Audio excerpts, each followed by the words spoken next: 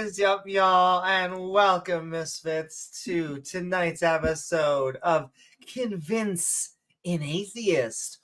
Or is it daytime? Because it's early enough. Anyway, welcome to the pilot episode and July 4th, where we are heading over to the politics and religion Discord server to see if someone can help us find God. So won't you join James W. and myself, Amy Newman, for a convincingly good time? I'm just gonna play because I need to get new music for 2 shows now. Going music.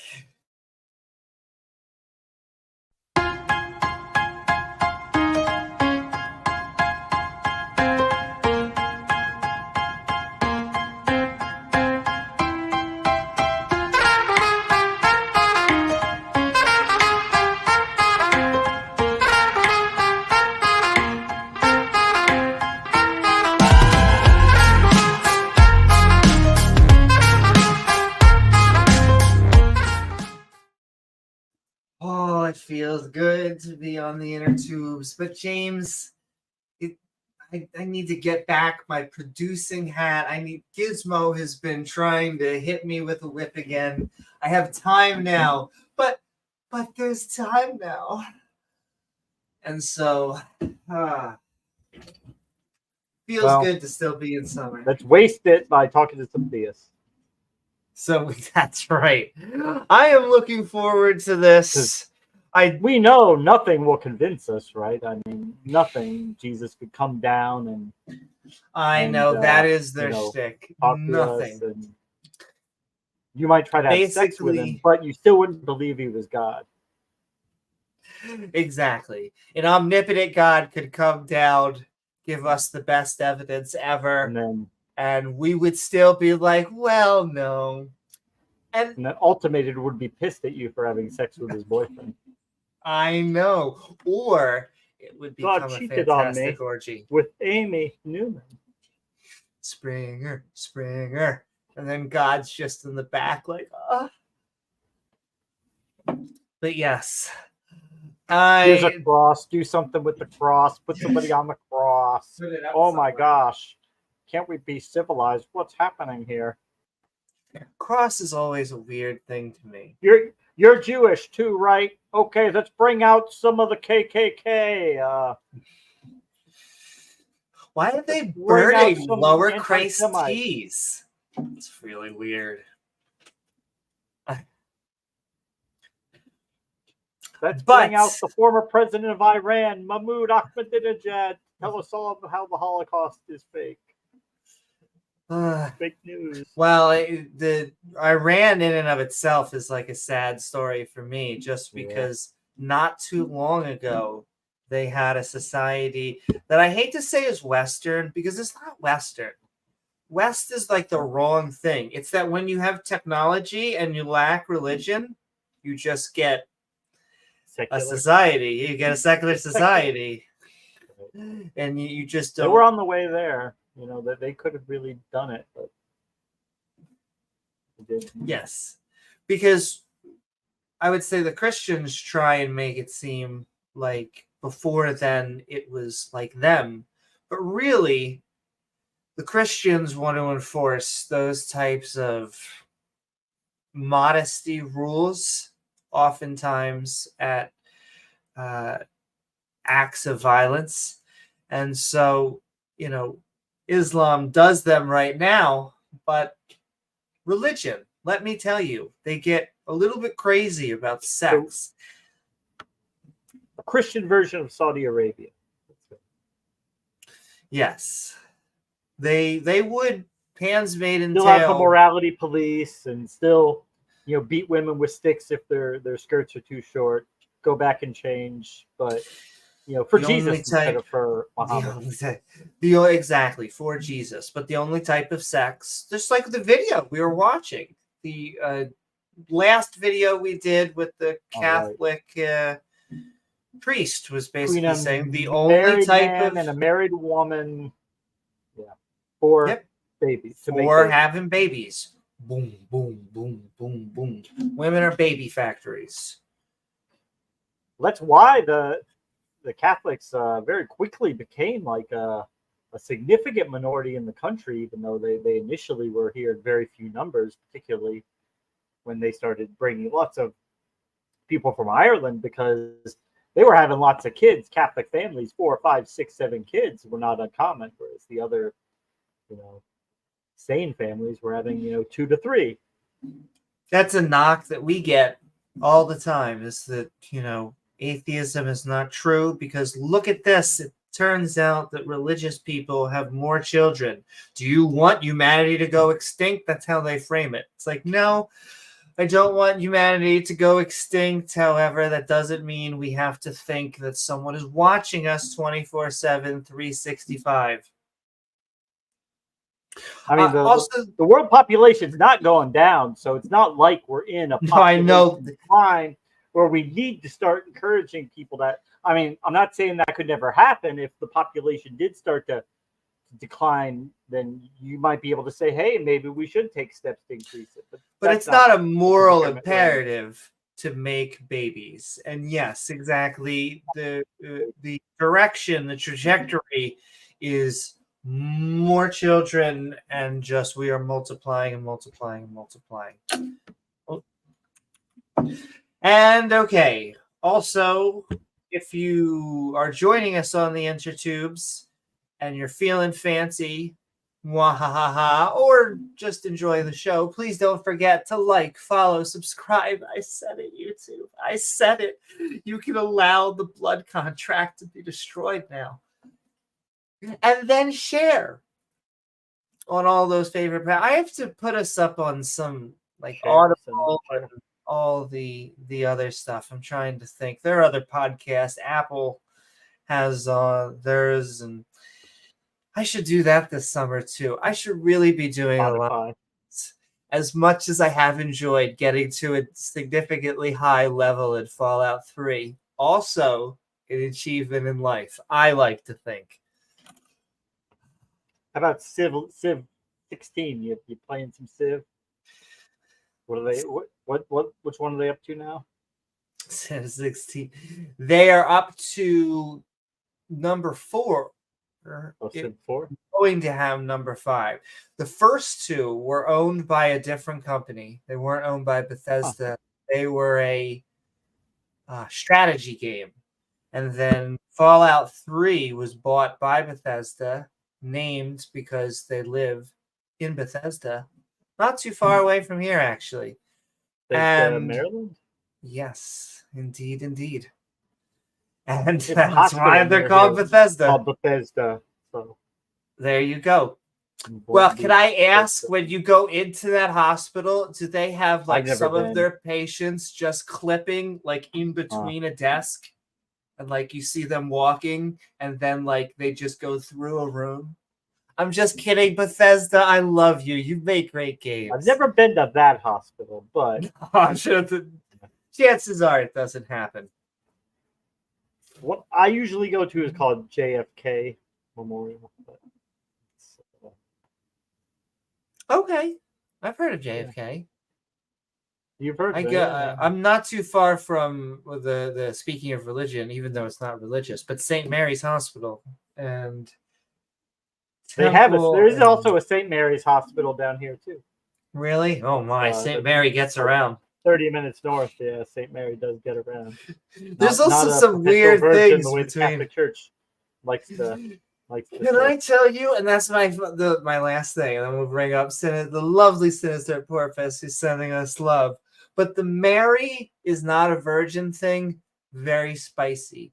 And yet I don't do it because it's spicy. I do it because of how ridiculous it really is. I get that it's sacred to them, and that by doing this, there are times in the past that I would probably be stoned to death. But hey, so would the LGBTQ thing. But just to point out, these are things that are presented to them as children, and they just accept them and integrate them into their knowledge as fact. Like Mary was a virgin. They never really evaluate it, contemplate the meaning of it. just assimilated in their mind as a fact. Mary was a And do you virgin. know why, James? Because they view it as so sacred. It's such a thing. You can't. It's one of those things that Because it's he like, couldn't have an oh, earthly yeah. father. If she had had sex with a man before, you could always say, well, that was the father. No, she had to be a virgin so that he could have no earthly father. It had to be God. There was an ancient Mari with a beard. When it comes to the case of Mary being pregnant, Yahweh, you are not the father. No, it's Joseph. You're not the father. I think Joseph. it's God Yahweh is not the father, but yes, if it was actually during their scripture, it would be Joseph is not the father. But then I try to bring up that God had sex with a 12-year-old virgin, and they're like, listen, he just got her pregnant, but he didn't have sex with her. And I'm like, oh, how'd he do it? He's like, the Holy Spirit. And I'm like, okay, how did the Holy Spirit do it?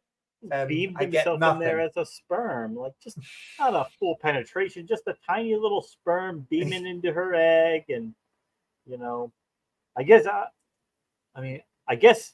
the hymen would have had to break at the birth of Jesus. So, but I wonder. I bet some of them say no, the hymen remained intact even after his birth. I don't know. Whatever. I just think that she must have fooled around with someone. Well, that's what I religion said. That would got be like the logical thing. Like she was messing around with some other dude. Her father had her betrothed to Joseph, and then she tells that dude, she's like, I'm pregnant. And it's like, well, okay, say it's his. But you see, me and him have never had sex before. Like, you've been riding me like a roller coaster and you've never had sex with the guy you're going to marry? No, he doesn't want to until we're married. Say it was God. Makes more sense, at least, than I would say a supernatural being in spirit. Now, Joseph, I know we haven't had sex yet, and I know you want to wait till after we're married, and I'm fine with that. But I have something important to tell you. I'm pregnant. No, I haven't been messing around with other guys. No, it's a miracle from God. It's the Messiah. An absolute miracle. Yeah, it's a miracle. No, I would never cheat on you, baby. And on that note, we're going to just do one more back to Fallout, sending so much love to Fallout. And that's right. The lovely Sinister Porpoise reminding us all that Fallout 1 and 2 were isometric RPGs by the company Interplay. And yes, that was the original company. Now, I have to ask Sinister, did you play the originals? I did not play any of them until really recently. I knew most of the lore because I'm like a weird wiki hound. And yet I've been playing a lot of Fallout 3 because to me, I was like, okay, I'll go back a little bit before I play New Vegas, which is like the 3.5 for lay people like James, and then 4 came out. And so they're eventually going to probably come out with a 5. There's been a resurgence with the show. The show has been very popular. How's it? I'm very much. Yes, I think you would like it, James. They made it so people who like games and don't like games would still like it because it's basically still a Western in a post-apocalyptic world. It just has a lot of sarcastic 50s flair because the bombs were dropped. Yes. Oh, yes, because that's the best thing about Fallout is it's the one post-apocalyptic world where they're tongue-in-cheek, smiling, and having a good time. I don't mean the people. I mean, like, the sound effects and the soundtrack and the storylines that are going on. There's a lot of irony and a lot of sarcasm and a lot of... Because the bombs were dropped in the 50s during a time, in their time, because it's really a different history. But it then has this, like, both very positive, everything was going to be okay, and then terrible thing because nukes were dropped everywhere. Oh, that's kind of a bummer. I know, isn't it? And so you have to, survive the wasteland. I've been having a fun time. Anybody have a fun build out there? How do you play your Fallout character? We're about to... Exactly. There's always been tongue-in-cheek humor and Atom punk. There's a religion in there. My favorite is the Church of Atom. They worship the atom bomb. And, Because like for the military, for like the tombstones, like the symbol for atheism is like the atom, like the picture of an atom with the electron swirling around it. There you go. Not too far away. Not that we worship an atom, but I guess that's one of the fundamental constituents of reality. So at the base I also level. like that in the major town where they have their church, there's a sign that just points to, or it says, to local cult. Oh, you're like, oh, okay. But what is up? What were you saying? If you hit that bell icon, thank you so much, Sinister. In fact, I forgot. What is up, Ian Davenport? And thank you so much, Sinister, for all the love. He's got the black leggings on tonight. Yeah, there you go, all decked out. But Amy, Purple Rhymes with Orange has 37 pieces of flair on, and you only have 17. It's true. I must outflare her.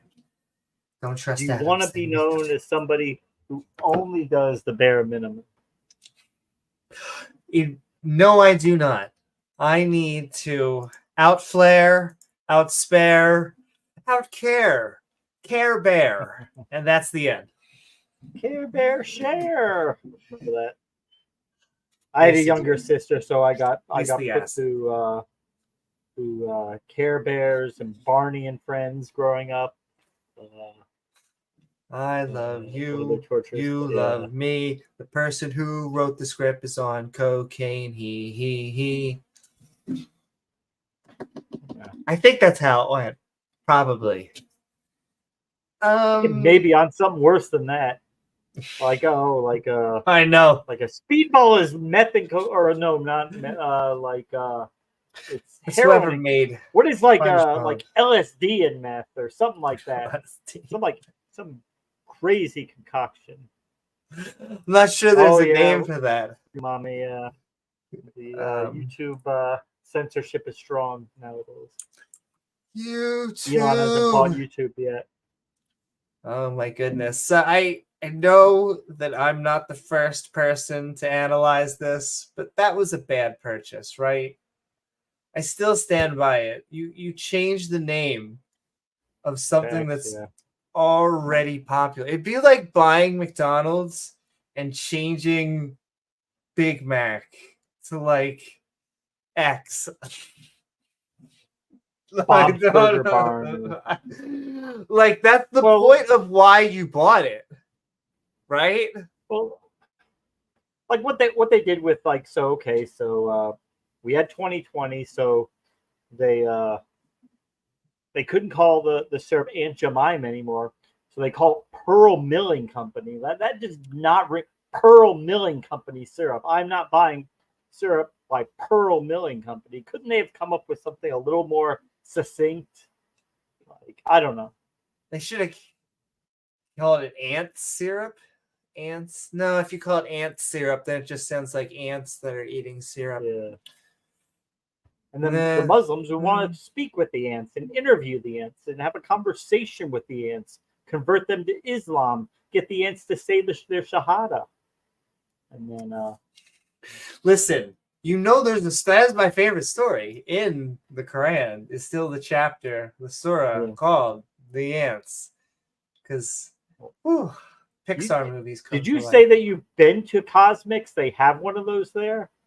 I have not been to Cosmics. I just know that Cosmics was being created as an independent store, the first independent Cosmics.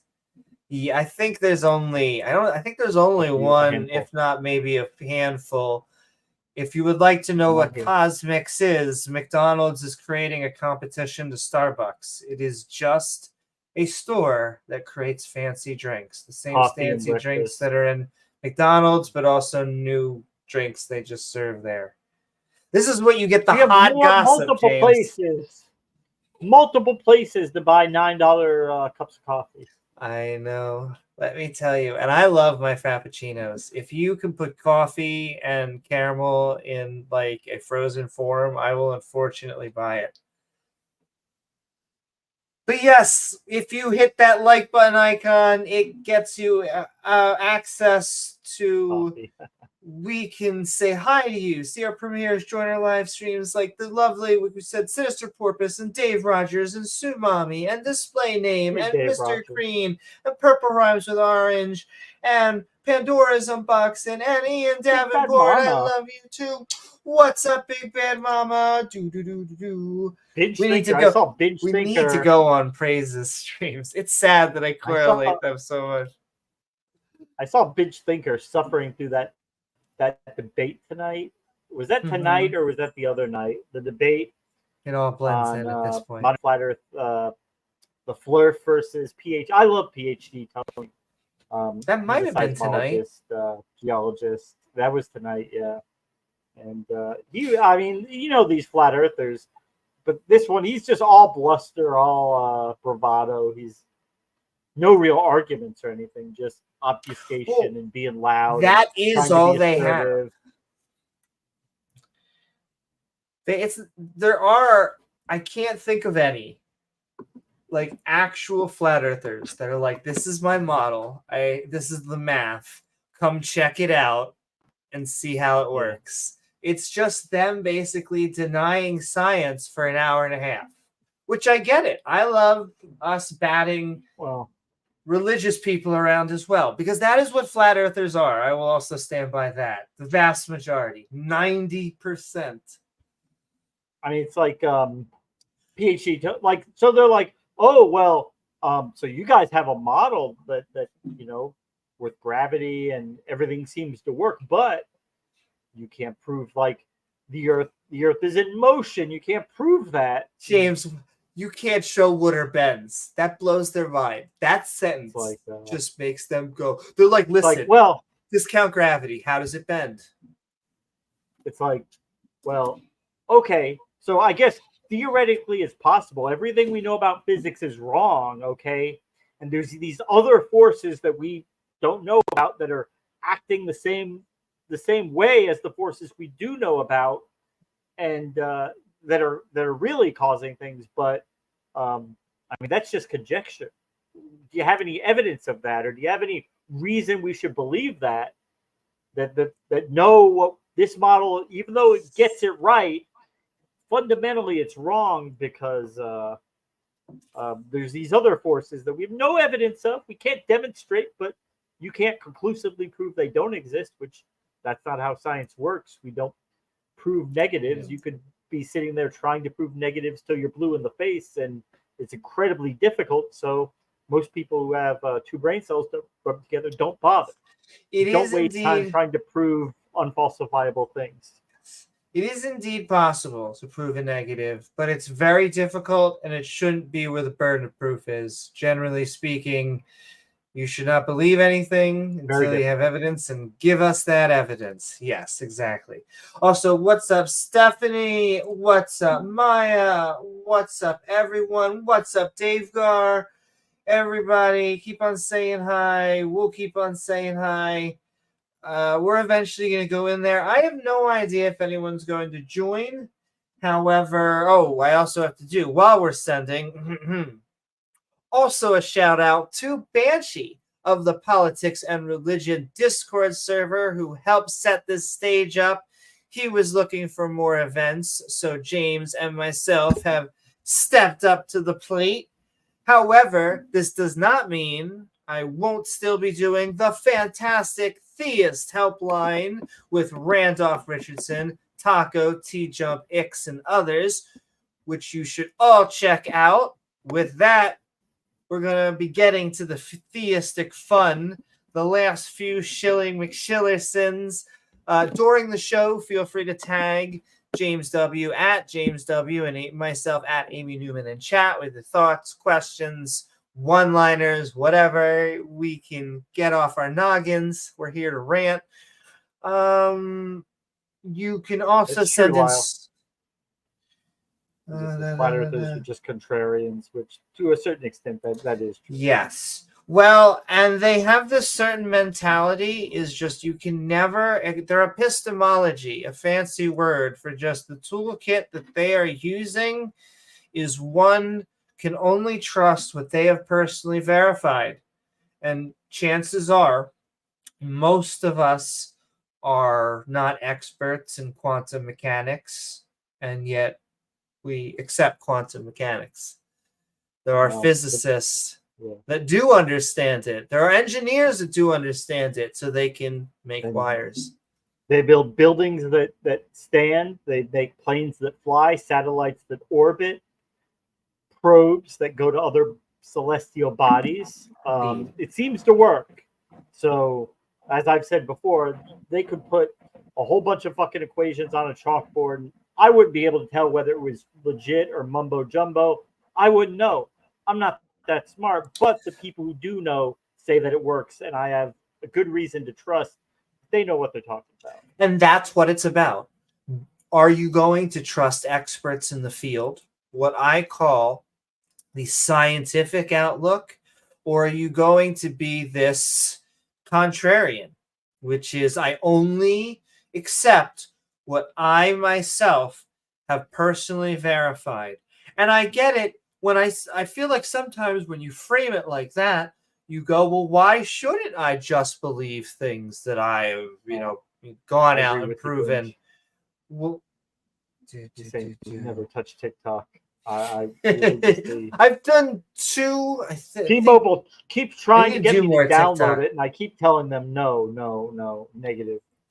I'm not going to do it. Listen, I have already thrown my. Do I even have? I don't know if I have a Winnie the Pooh. I'll order from T. But if I did have a Winnie the Pooh ball, I will throw him in the cage that I have in one of my BDSM rooms, and then I hope the CCP government will allow this to continue. Did you say Winnie the Pooh? Yes. Did you know? Did you? So that's the Winnie the Pooh from Blood and Honey, the murderous Winnie the Pooh, or the very specifically Winnie the Pooh, because there was a meme that began trending in China that their leader looked like Winnie the Pooh. Oh. Yes.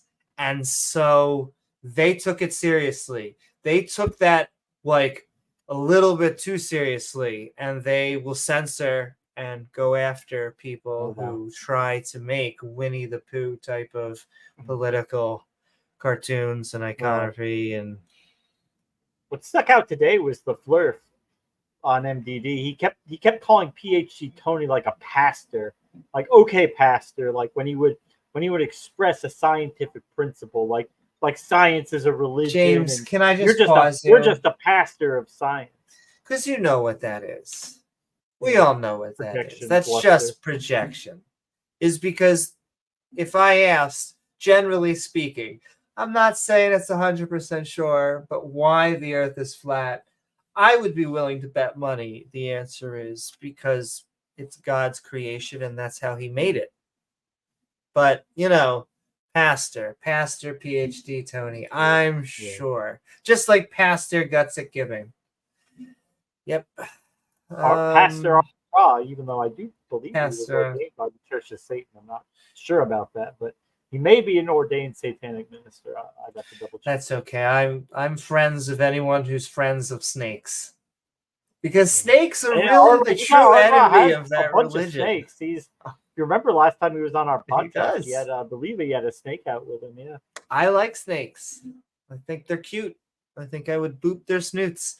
And yet, snakes seem to absolutely just throw God through a loop. I don't want to see any snakes. I had an incident with a and Ken Hogan with a nasty rattlesnake, nasty Eastern Diamondback rattlesnake. I was learning about rattlesnakes. Do you know why rattlesnakes, it rattles?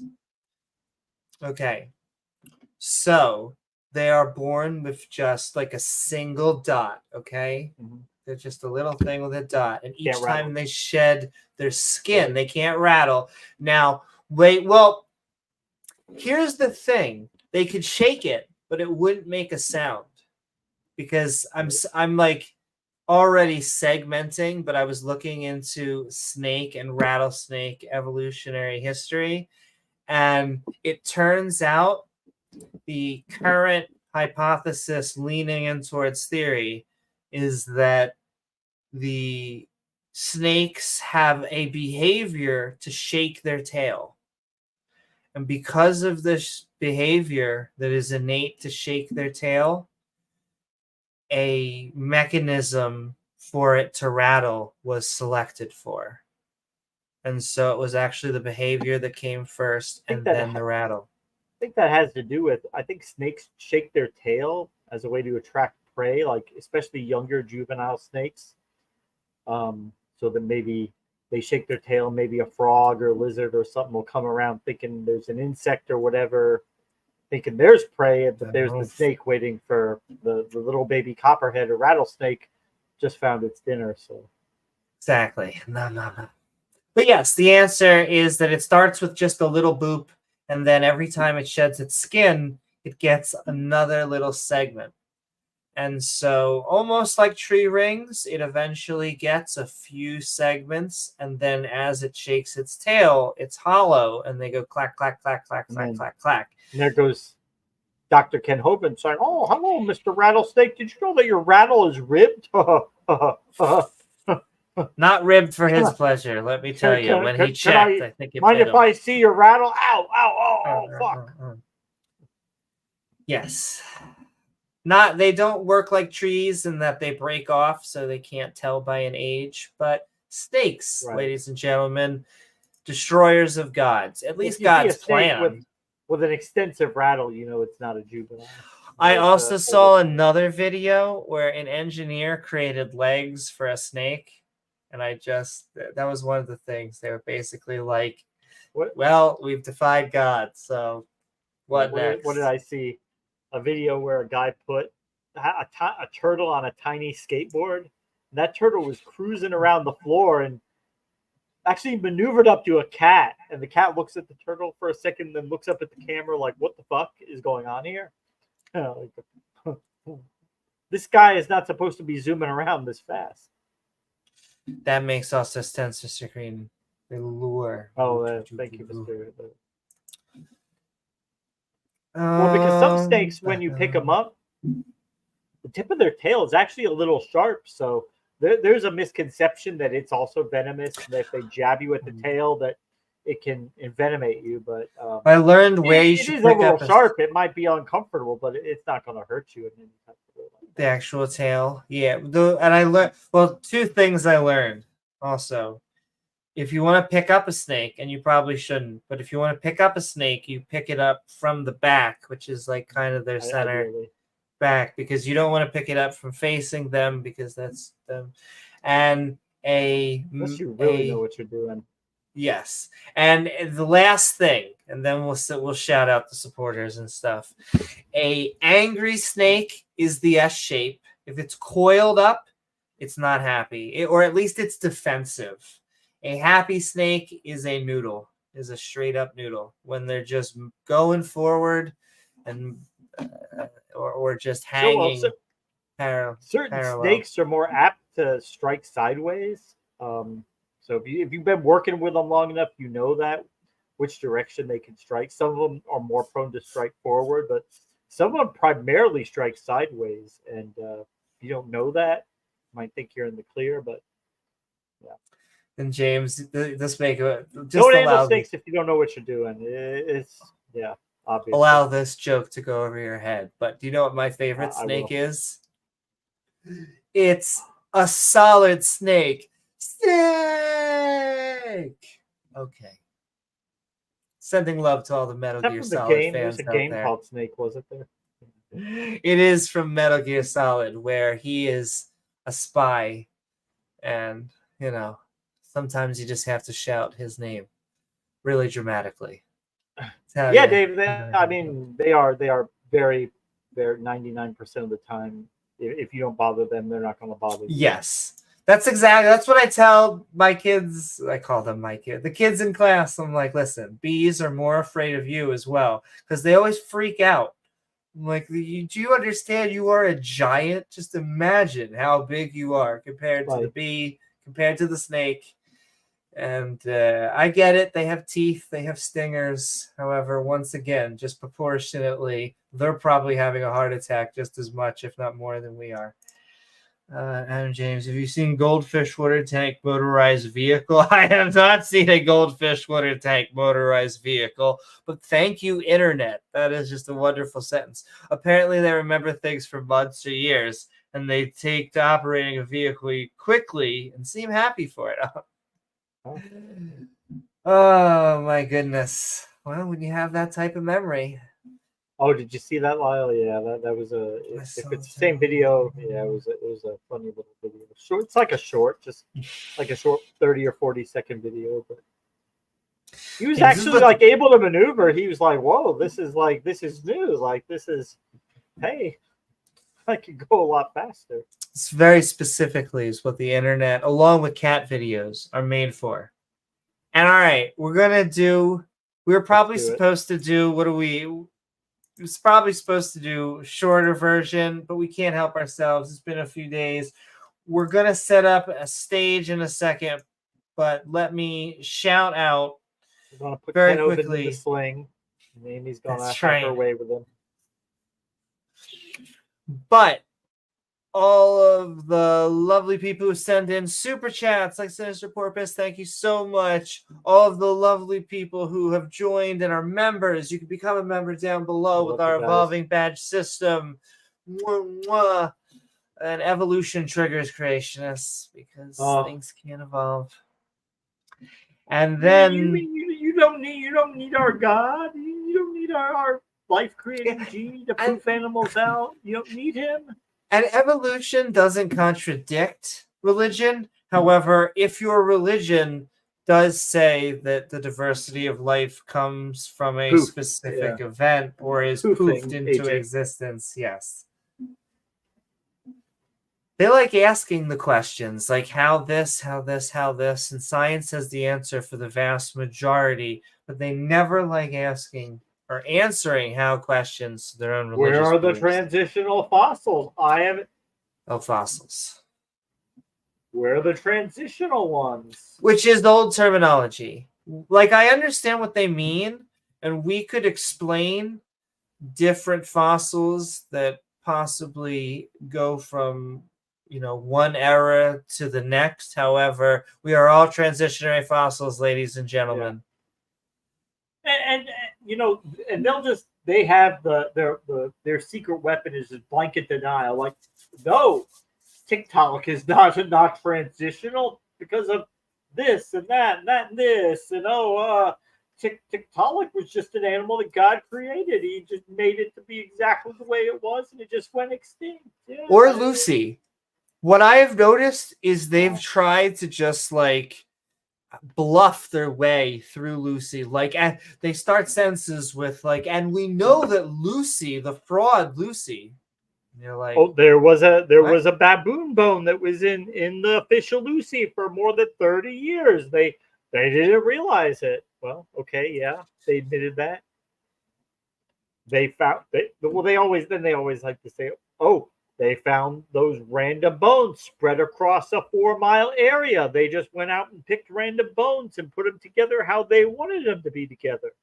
Yes, that's how science worked. They just picked random bones.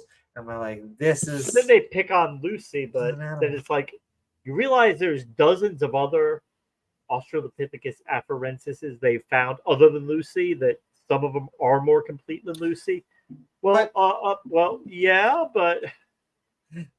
And first of all, I stand by Lucy. It is true that we create the rest of the model from the bones that we find. However, just like James was saying, there are dozens. I think there are hundreds, if not hundreds of hominids, if not Hundreds, probably thousands thousands of apes and millions of fossils. And so we have a very good picture of. But they how make we these came to be. pictures, and we don't know how they really look. Like, well, is there some artistic interpretation of the picture? Yeah. Nobody's saying those pictures are 100% reality, but it's to give people an idea, an approximation. It might not be 100% accurate, but we take what we know, and then the artists do a little bit, but it's not like completely backwards where it's going to be, totally different. What you do is you find bones in an archaeological digging site. Normally, you take the 30 to 90% that you have, and then you study it among academics. And then once the academics have studied it and said how they thought they lived, how they thought they looked, how they thought they walked, what you then do is say, listen, we're going to give this to a school or a museum because we have gotten all the data that we have. An accredited school, not a Christian school. Yes. Would you like to have it? And they go, yes.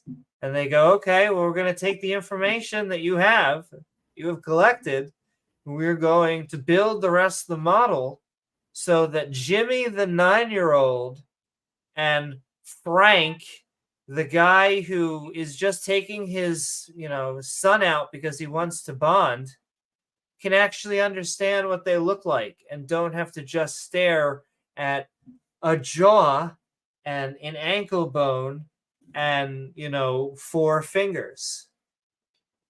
But there are I no wish we would. Are there bones in the penis? Can they do an accurate representation? That's all soft tissue. How do they know how long the animal's penises were?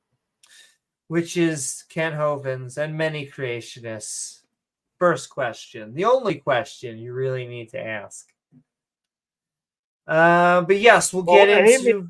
Mr. Amy Newman found a bunch of bones in the dirt, and she thinks that disproves the Bible. She found a bunch of bones in the dirt, and she put her own dates on them.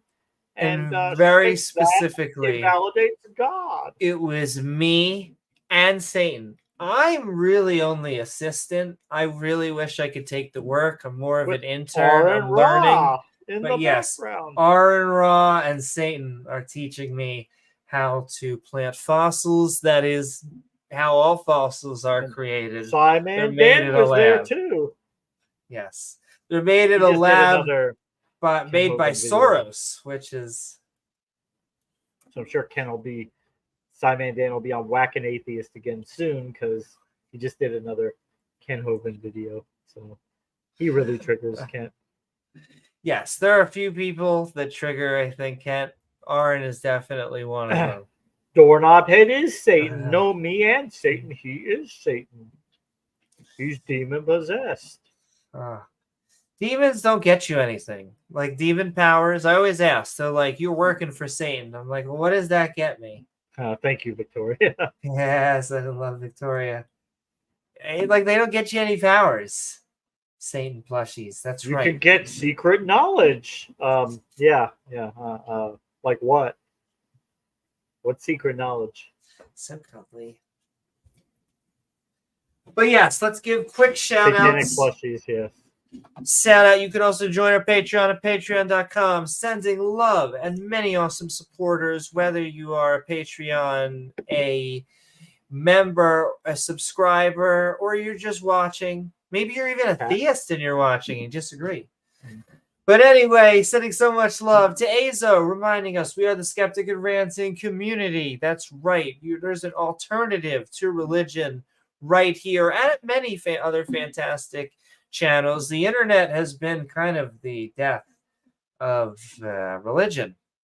Might take a little while. Gizmo, engage. But also sending love to Dale Pastel, reminding us we're looking for empirical evidence. Amy's got one of those back there too. I know, a Ouija board? Yeah. Do you know what? And you know why I have a Ouija board, right? I was told by with a pentagram Bubbles. in the middle. Okay, exactly. So you gotta know who my Lord and Savior is, Satan. Though I worship Saturn, who is 50% softer than Satan. But yes, I have a Ouija board because a theist, Bubbles, but if you don't know who that is, just a theist, told me that this is the strongest scientific device known to man. And so I'm like, well, I have to get the strongest scientific device known to man. Get one for your living room, folks. Collect the whole set. It's this. It's honestly, it's the same thing every time. It's the group or one person who is either very extroverted or in control of the board is making how to go to what they want. And yeah. No evidence of any type of no spiritual demonic interaction. And it's not a scientific device. Like okay, let the planchette move on its own with nobody touching it. Oh well, we can't yes, do that. Yes, exactly. Right. That would impress me. They have to give it. They have to give. They have to leave it open for chance. Bubbles was the name of a stripper. I want to know. Oh no, doorknob man, we're talking about the same person. A stripper named Bubbles is not one I would be buying dances from. At least maybe in the past I would have, but now knowing what I know of, yeah, it would be. Very at least from now on, that is what I'm going to assume is the same Bubbles, because now I'm just imagining. Oh, Fairies my goodness. and pixies. Hey, Amy, your socks go missing from the dryer. Oh my goodness! It's not the femboy using them for penis covers. It's something else. The amount of claims that we get, not the amount. That's not the right word. The type of claims we get, the quality of claims that we get on this channel. It's a genre. We've had someone who said they've had sex with God, someone who has said they've had sex with Satan, and yet that somehow still gets topped by Vietnamese children and American soldiers are getting their socks stolen by gnomes. Why, James? Who the knows? Do they get powers from socks and other miscellaneous clothing? I mean, they are like little sleeping bags. Maybe they just like to climb in there and then take a nap, I guess. I don't know. I guess. Well, that's the thing. Is it? Hey, if you've ever had a baby, if you've ever had an infant child, a toddler, those socks are missing like easily. There must have been like gnomes going through my laundry on a daily basis. Is it benign or even positive? Like they make houses out of socks. They make some place for their children to live out of socks. Or is it evil? Were the gnomes secretly trying to... Were we having the Vietnam War because of the gnomes? These are things we have to not think about. Let's just not, because... Think of it. Trying to find it. That may be a better justification for the war than the actual... I know, for the actual reasons. We've got to go there and cram capitalism down their throats, whether they want it or not. It just makes me want to make a cartoon where that's the actual reason now. The gnomes, James. Gnomes. Like you go to the Pentagon, the secret room, the situation room with the battle plans, like the tanks, the flamethrowers, the Agent Orange. And you expect generals, but all gnomes. 100% room full of gnomes. It's what I expected every warm room briefing. Anyway, sending so much love to Chris Disciple, reminding us that we have theists and our skeptic and ranting community, Christian, Jewish, Muslim, Hindu. We have lots of pagans. We love pagans, but also agnostics, atheists. Come as you are. Sending love as well to davegar. The world is round. It's relatively old. They call themselves old earth creationists to compare themselves with, I think the term is crazy. Oh no, I think young Earth creationists is what they call themselves, right? Based on But 6 to 10,000, it's a lot older than that. 6 to 10,000, 4 billion and they're is always like, considerably older. "Listen, James." I feel like I can feel them smacking a car in the background. This baby's gonna last 6 to 10,000 years old. Isn't that a lot of time? Come on, this credit card's gonna last 6 to 10,000 years old. No, that's not a lot of time. When you're comparing it to 4.5 billion, if the bank account was $6,000 in it, or 4.5 billion, I feel like there's a slight difference in these numbers. Tremendous difference, Amy. Tremendous, huge. Tremendous, huge. But yes, and it's not a democracy. Science is not a democracy. Like I have a hard time. I want everyone to feel good and have a wonderful time, but sometimes you have to point out people are wrong. They don't have to be lying. Lying is intent. Were the apostles lying? No, they probably weren't lying. Well, if I know James can get into exactly, but we don't even have to get into that. They could just all be wrong. That's just good enough to go to your death. Deluded, delusional. Deluded, exactly. But sending so much love also. Like if you're a flat earther and you think all of science is wrong and your flurf ideas are right, you're deluded. You are living in a fantasy world that you have created for yourself. Yes, and you have and that's no okay. model. Just don't expect any of us to take it seriously. And it's not okay, but for the purposes of this podcast, it's okay.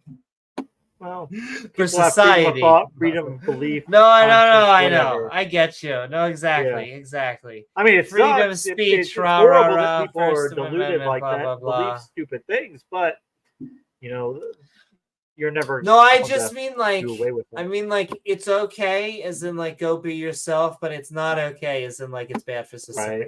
Right. It is not Both ideal. of those Parts things. ideal. Not ideal. Yes, there we go.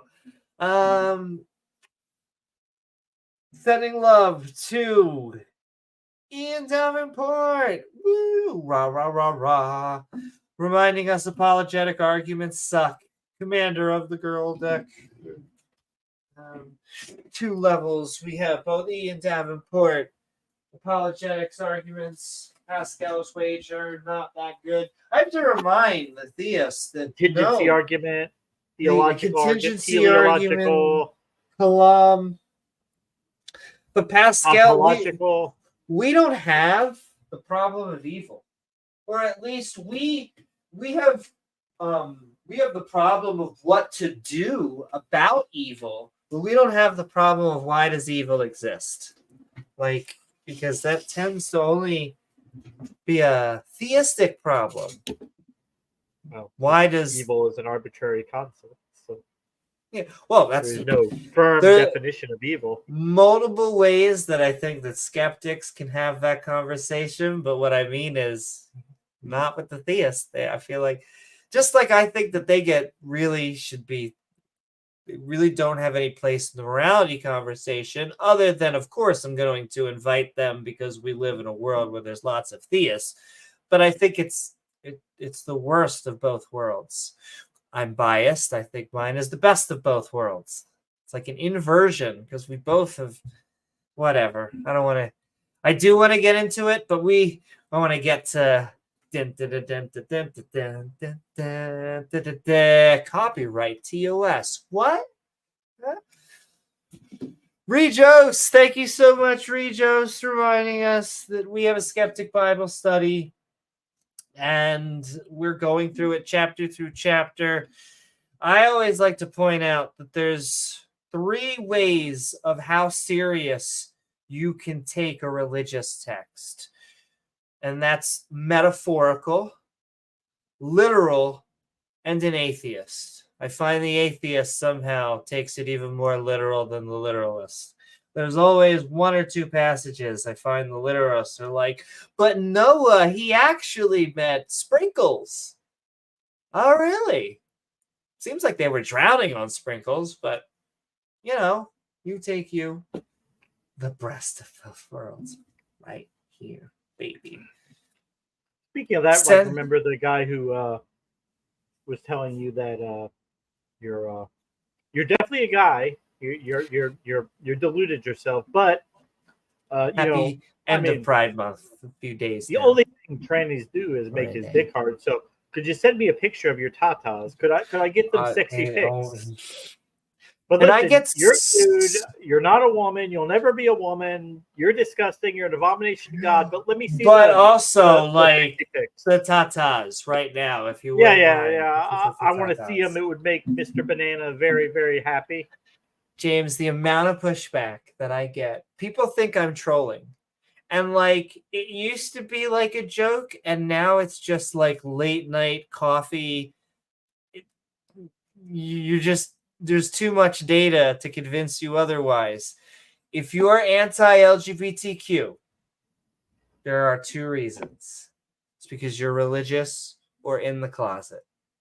Or both. Or both. That's right, sir. Mr. Doorknob Head, Mr. Batman just came in the chat. Excuse me, sir. Excuse, sir. Yes. What's up, James Wolfe? And exactly. It is a case, James Wolfe, yeah. of thou protest too much. Because yes, it's true. You know, there were times where we were fighting for our rights. And so identity politics was part of the conversation. Now I find they just don't like that we are even being spoken about. And so the attack is just on us existing. Listen, if in your own bedroom you want to put on women's clothes and whatever and play around, I don't care about that. I just don't want to see it. Yes, exactly. Don't go in locker rooms. Have drag queen story hour at your own bathroom at home. Yes. Which, if you actually look at Drag Queen Story Hour, it's always like they're teaching books about kindness and things like that. And it's like, oh, goodness. The horror. They're teaching children how to read and how to be kind to each other.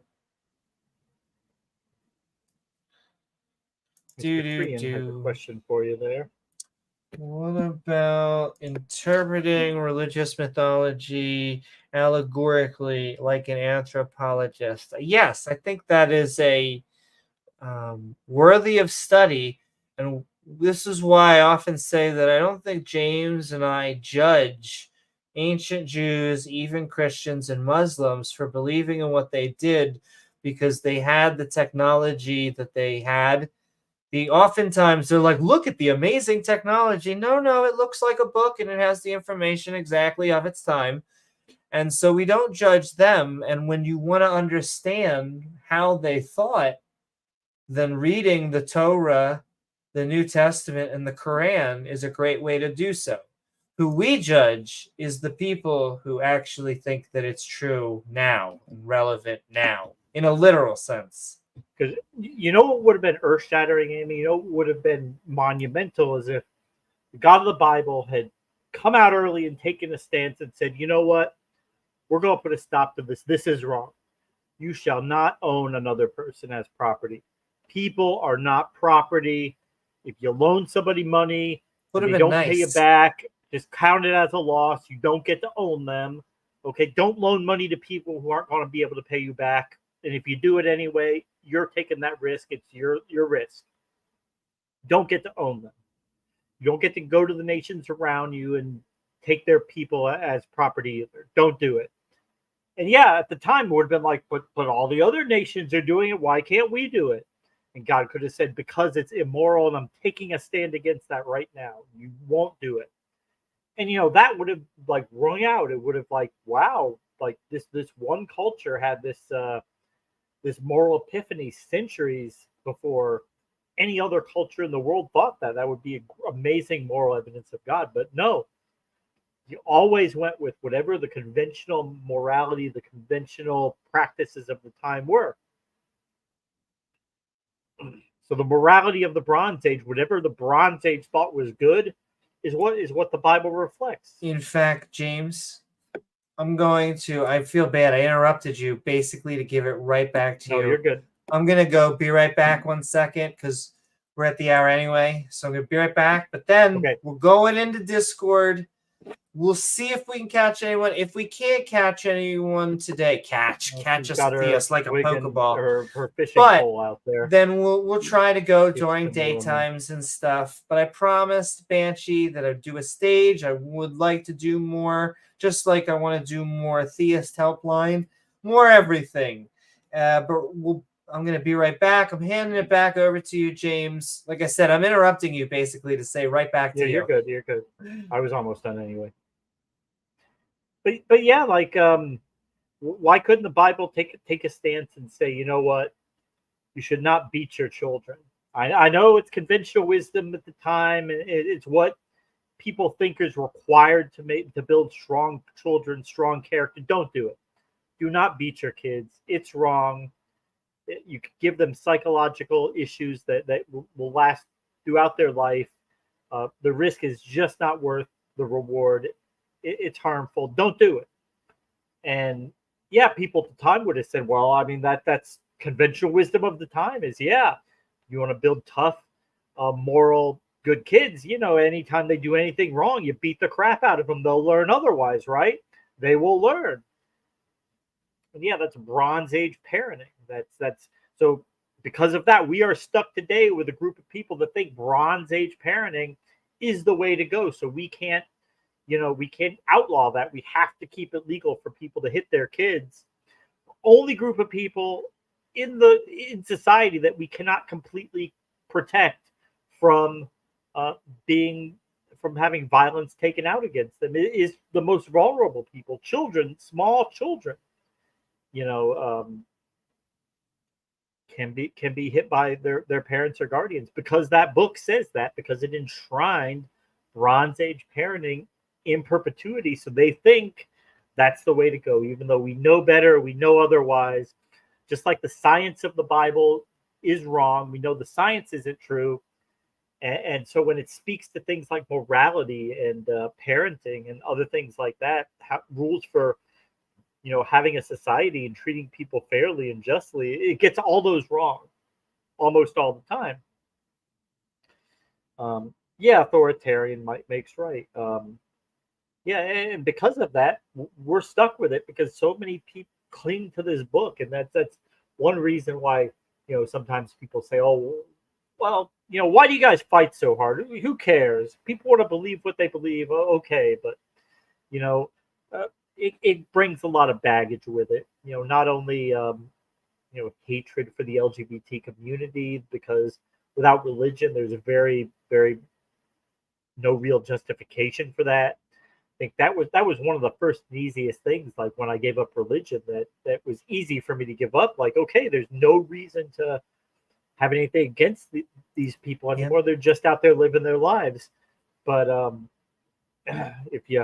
now, are there people who can retain the religion and still choose to be decent people and to be compassionate and empathetic and not hate people like Amy? Sure, yeah, there are people, and we appreciate that they are compromising their religious standards to be humanitarian and be a decent person, but they're compromising those standards. They are bending their religion to society, not the other way around. They're bending to us, not the other way. You either have the fundamentalists who are following their book and getting a horrible morality from it. No, they would argue, but as you said, judging their LGBTQ brothers and sisters and everything in between, or they are ignoring giant segments of their holy book so that they can be moral. At that point, it's like... And thankfully they do, but, you know... Yes.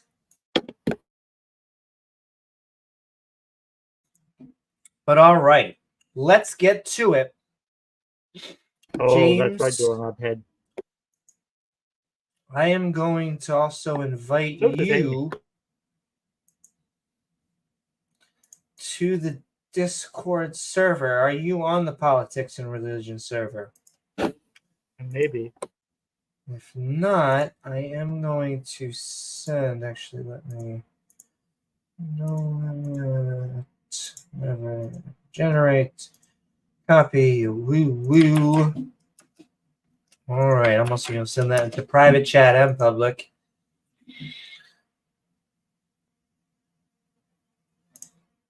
I'm going to be going on the politics and religion server.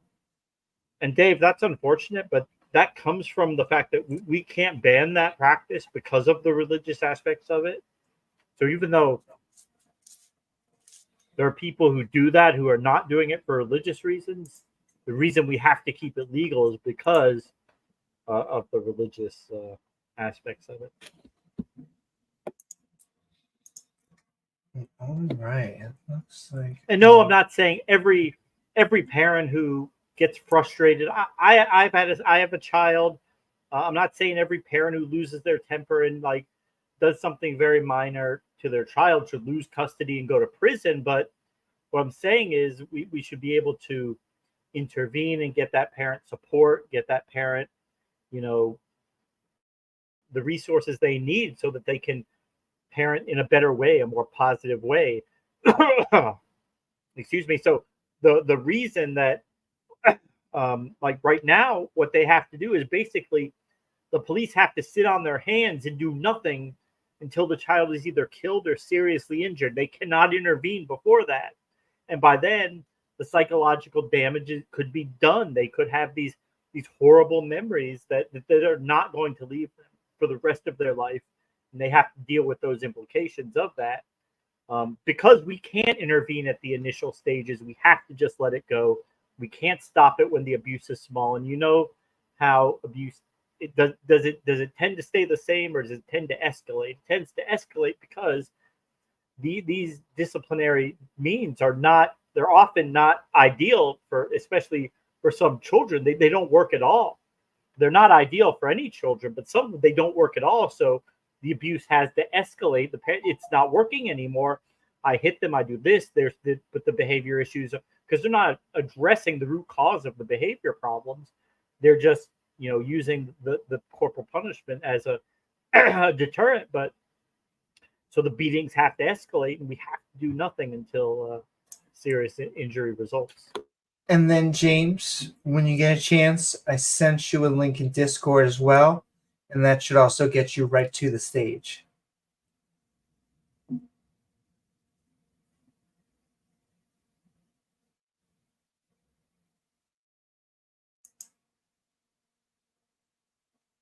And I'm going to send a shout out to everyone in there. I am going to start sharing my screen. Do it to him.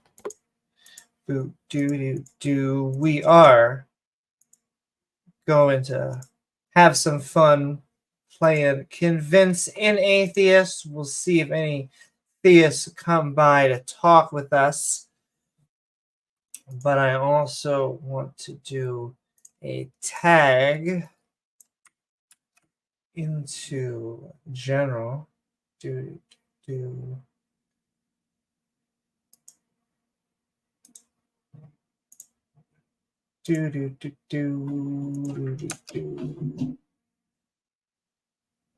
if anybody comes.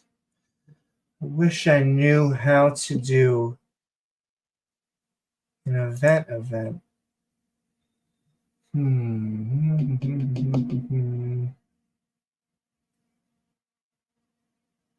Interesting. I know these are upcoming events. Gotcha.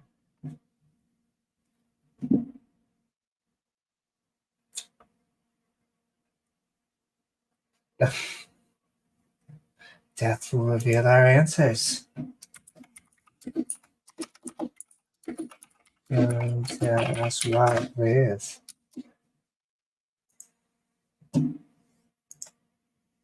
I think James is either getting summoned by Satan or rejoining. But we are talking about Convince an Atheist. It is a little bit late, which may make tonight hard. It's actually about to be 3 a.m. here.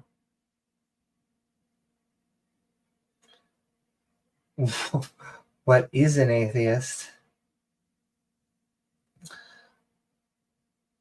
I may have to ask Banshee how to do like an event. Taco is also really good at that stuff. Sending love to Taco for everything he does. And you should all go check out his channel, which has been bought. We stop being trans if I prove my religion is correct.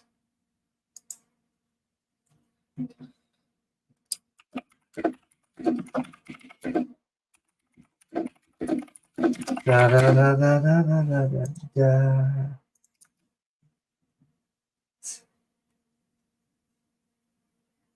Oh, Tom Rabbit's recording here. Doesn't normally do lives. He's probably recording. My goodness. Pre-suppers just are like nails on chalkboard. It's like you become a pre-supper and then you get a card to become an asshole.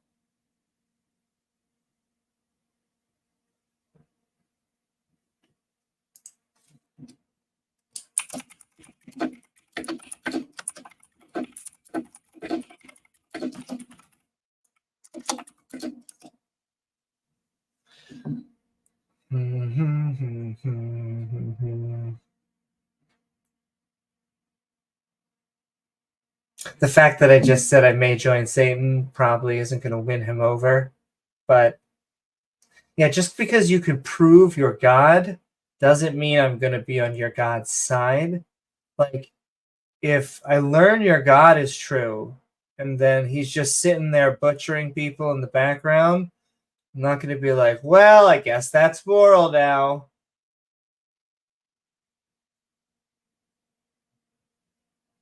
That's why God is such a shitty form of morality.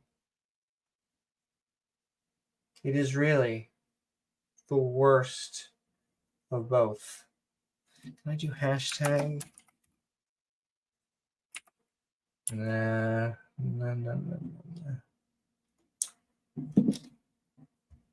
was hoping there'd be a way to just tag people to get them down there.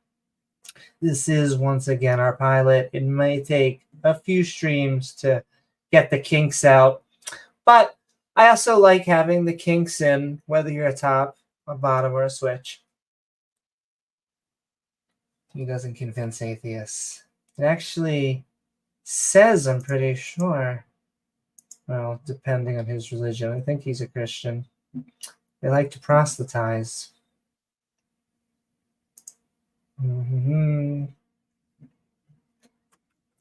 Hi, display name.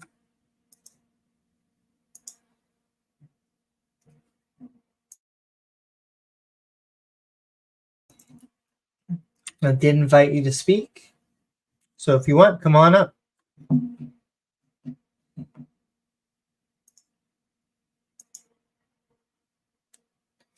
If not, I'll keep on talking and talking.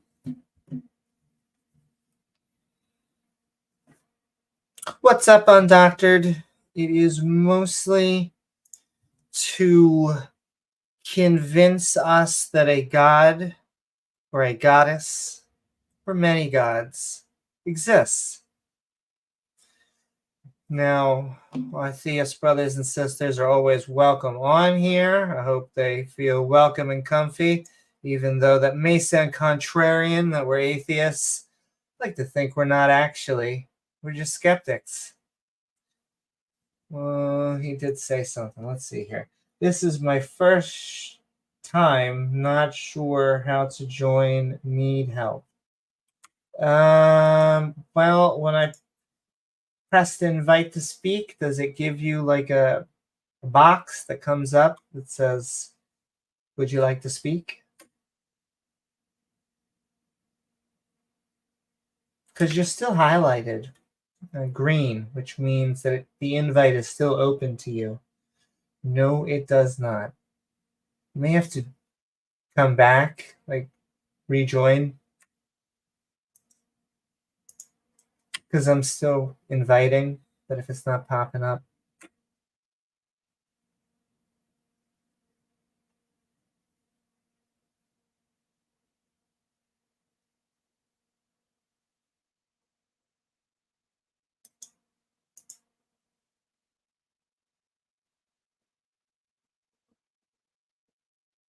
Hold on 1 second. Just let me check a message. I see James.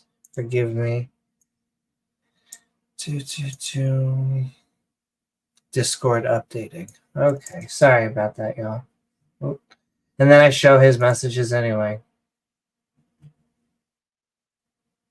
222.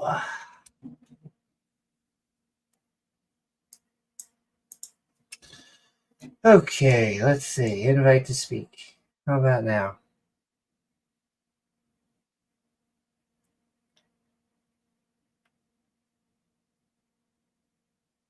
Yep, getting the kinks out. Definitely, definitely, definitely. Or in. Whichever you're into. Wink, wink, wink.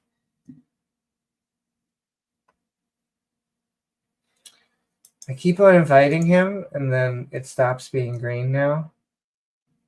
Are you getting it, display name?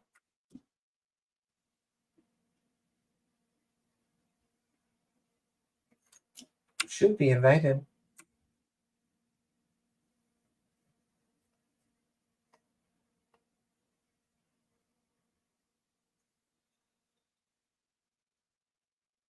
I'll just be super spicy and keep on saying that God doesn't exist.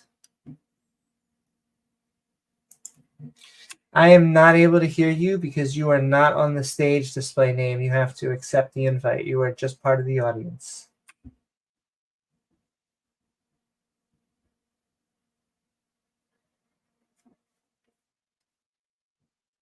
It still says you have an open invite.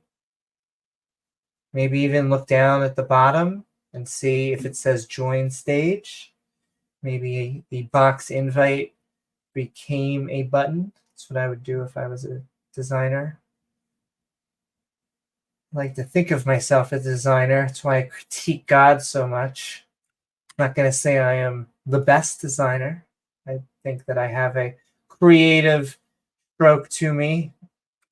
But yeah, I feel like God needs to go to engineering school.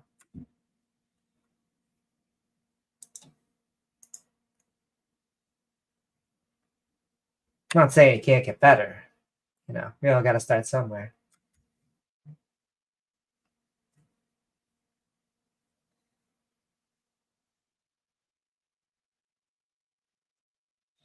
See, it keeps on just saying that I'm sending you the invite and then it's going away. Is this like a...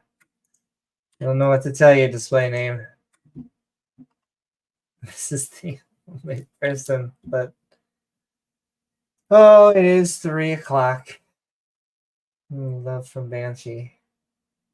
Okay, while he's figuring that out, I'm just gonna pull the screen away. Stay with me for a second, Banshee.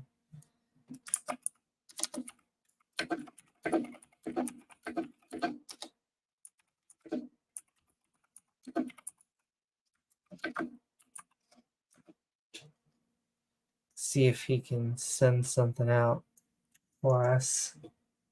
I'll join later. Thank you. All right.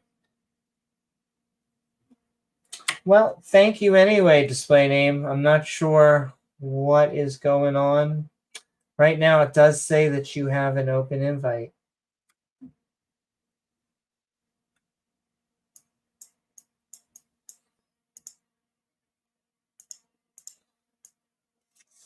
Pulling it away because I feel bad showing people's IMs.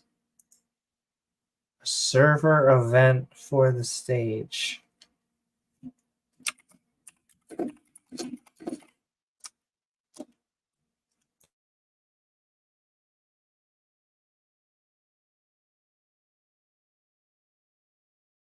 Apologize, coughing. Just don't want you guys to hear that and talking.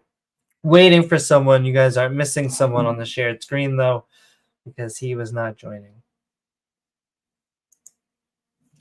And James W. is back.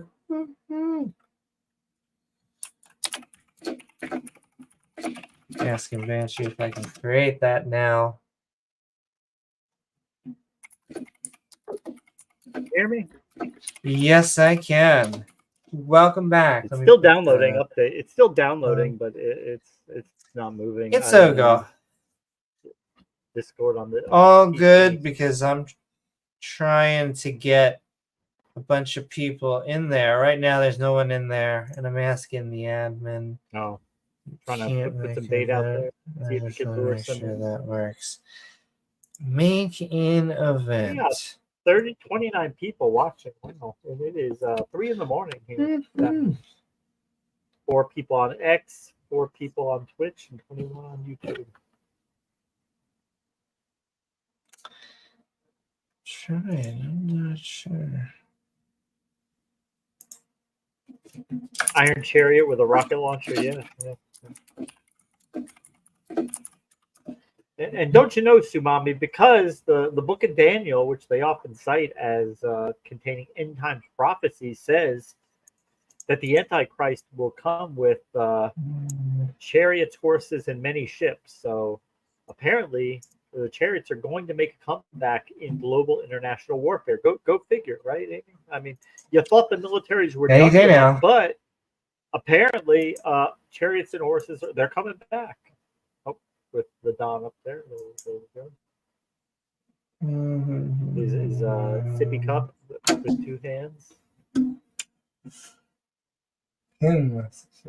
Reds.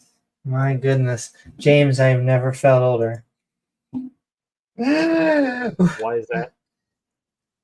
Because I'm trying to find where create an event is. I'm just kidding, mostly, but what was that Goldie? No. Goldie, you said you were the 40-something-year-old geezer with a penis, Mr. Amy Newman. Mr. Newman, 40-something-year-old geezer with a penis. Oh my! And of course, it turned out that the question, the option of, well, could you prove that you're a biological female, that you were born with the female parts? And of course, with her, it may be illegal for her to provide proof because she may have been underage, so she wouldn't be able to provide that legally because she's just a little kid blabbing on the internet about hating trans people. Indeed. I don't know what her thing was. That once again, you'll never know. Thea all got a shtick though. To be wet. Well, okay, you do you.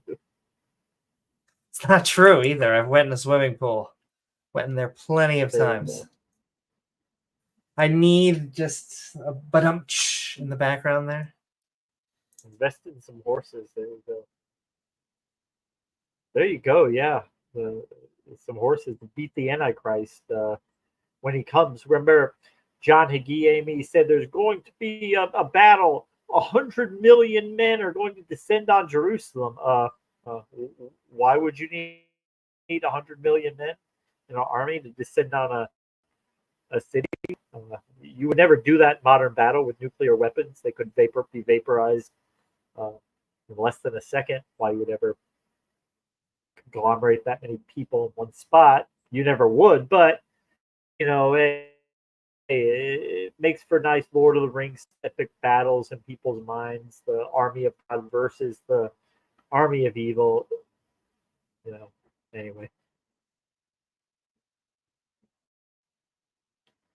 Think of it like, why would there even be a battle versus a god? Why would there even be a battle versus a god? Why would you build an army versus a god? What can our rockets and so if we filled the entire observable universe with nuclear weapons and launched a god, would defeat him? No. So again, what would the point even be? Why would anybody go through that ridiculous theatrics unless God is forcing them to? For his own amusement, which, you know, hey, is the Calvinists basically what Calvinists say, like, yeah, this is all for God's own amusement. He knows what's going to happen. He's making it happen. And yeah, it's just for shits and giggles for God. But he can do that because, well, he's God. He can do whatever he wants.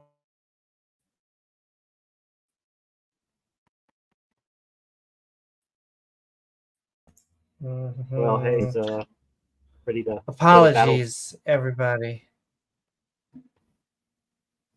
Okay, Banshee is going to create it right now. This is our pilot program. Good to see Beamsy out there. Hey, Hey, Beamsy, how's everything going in Australia?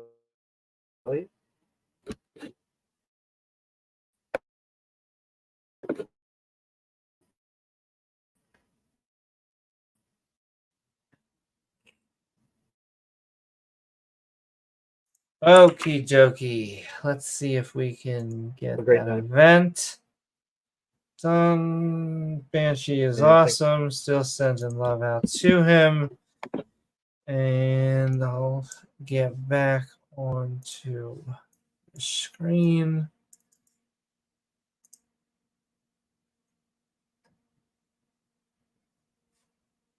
Do. But once we get this all sorted out, we'll be able to do it over and over.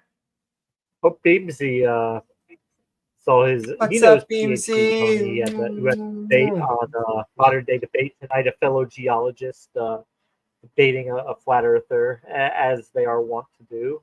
The flat earther making an idiot of himself. That's always. It is always good to see a real somebody actually knows what they're talking about, like Beamsy and PhD Tony. People actually know something, take down and go up against these blowhards and blabbermouths.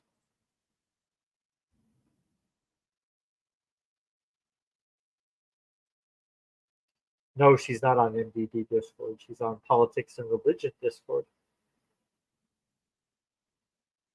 I should try and do an MD debate, but right now we are on Discord, having fun on the Politics. Last time we were on MDD, they had what, like 40,000 subscribers. Now they're like 160,000. Woo-hoo.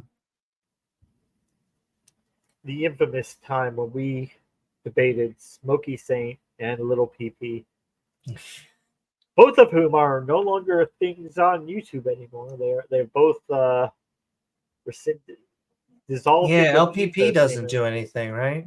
Yeah, I haven't seen hide or hair from him in probably close to a year. Smokey, he's still going to be on probation for another year and a half or so.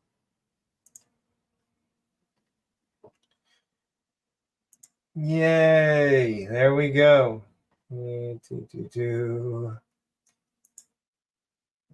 Now just got to get people to come on down.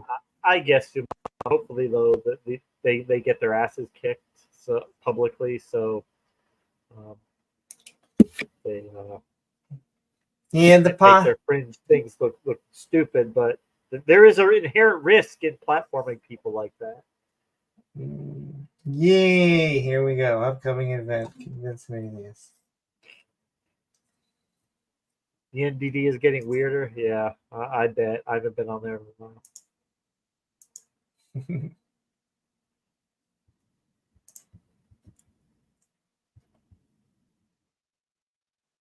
The positive is hopefully that it can be like a vaccine, and that you're hoping that people who care will listen to the experts and hear how silly the conspiracy theorists are. Like James said, there is always the risk.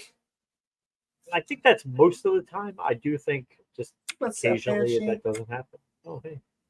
Exactly. Got a few people on there. Hey, go ahead. And what is up, everyone? Feel free to raise your hand and I will bring you up. But, I'll just start spicy. God does not exist. Especially the Abrahamic gods. And all right, Namer. I understand, Beamsy. Welcome.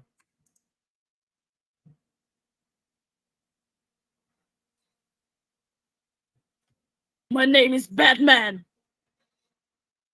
All right, Batman. Okay, so the Mr. troll. Okay, Batman. Mr. Batman. I know. No, different. This is Batman. But okay, I guess you're not going to defend. It's just the troll thing. I'll put you back down like it's CJ. What is the topic of today's? Convince a atheist. So convince us that a god exists. Evolution is not real. All right, so that doesn't have to do with a god, but evolution is both a theory and a fact. It's actually a biological fact. We know about the diversity of life. We are great apes. We share genes with every creature on Earth. And yeah, we lost CJ.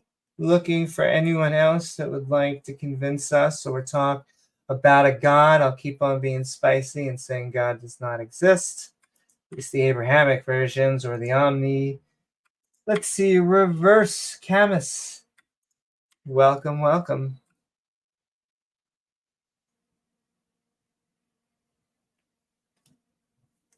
How are you? And you are muted, and you are not server muted. Hello? Hello? Server mute him, please. Right. Sorry. all Can good. you hear me now? Yes, it can. All right, nice. Yeah. So, how are you doing? I'm doing pretty good. We are having a conversation, having a fun time, asking about whether a god exists. All right. Do you feel like a god needs to exist? I don't. In fact, I'm convinced that only animals are the current creators. I could bend it a little to say AI, but generally speaking, only animals. Right now. All right. So, animals are our creators in an evolutionistic sense. Well, I would say in an evolutionary sense, we formed, and then around 2 billion years ago, the first creators came to be. Ooh. That's a really good take. I like it. Yeah. I mean, I don't think I could shake you from it. I think we've talked a bit before on like JL's thing. Okay. Nice to have you back on here. Yeah. I mean, I don't know. All I can say that I know that God exists, I just know. Like, which that's not convincing evidence, but like we I don't know. We can't really talk on the same level. I believe that there's a mantra that you can say and it can make you bilocate. Like, shit gets strange. I'm telling you. Bilocate. Like, I don't know. Well, just saying there. Can I ask something you though? there. You say that you know. Can I ask how you know? The people that I've read, The people like that you Ram Dass, Alan Watts, Paramahansa Yogananda, like even the Bible. That is some really powerful stuff. Oh, really powerful. For better or for like worse. if you look past the child's sexual slavery, like Yeah, you get past I'm all not saying that. it's not a perfect book, but I don't you have know. to It's understand just that interesting. sentence is kind of funny. Like once you get past the child sexual slavery, it's great. No. Yeah, that sounds super bad when I say it that way. No, trust me, that's the sell I was looking for religion. Oh shit, you're gonna change? Oh no, I would say as excited as I was, I am an anti-theist. I like theists, but I'm not a big fan of theism. Some theists. Oh.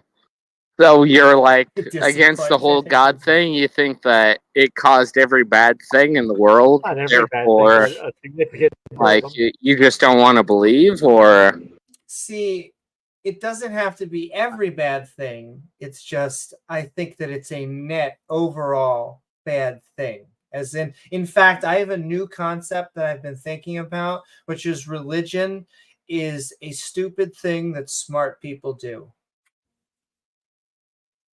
oh yeah, well, stupid people do it too, but some Yeah. of them yeah. That's And is science a smart thing that stupid people do?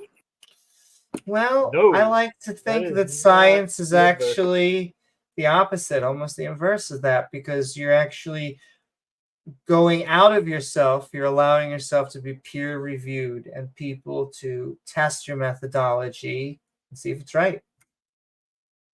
Oh yeah, absolutely. You got me by pointing out the scientific method there. Do you like But yeah. science? Are you a fan of science? Yeah, I was an atheist for most of my life. I believed in that There we go. naturalistic stuff.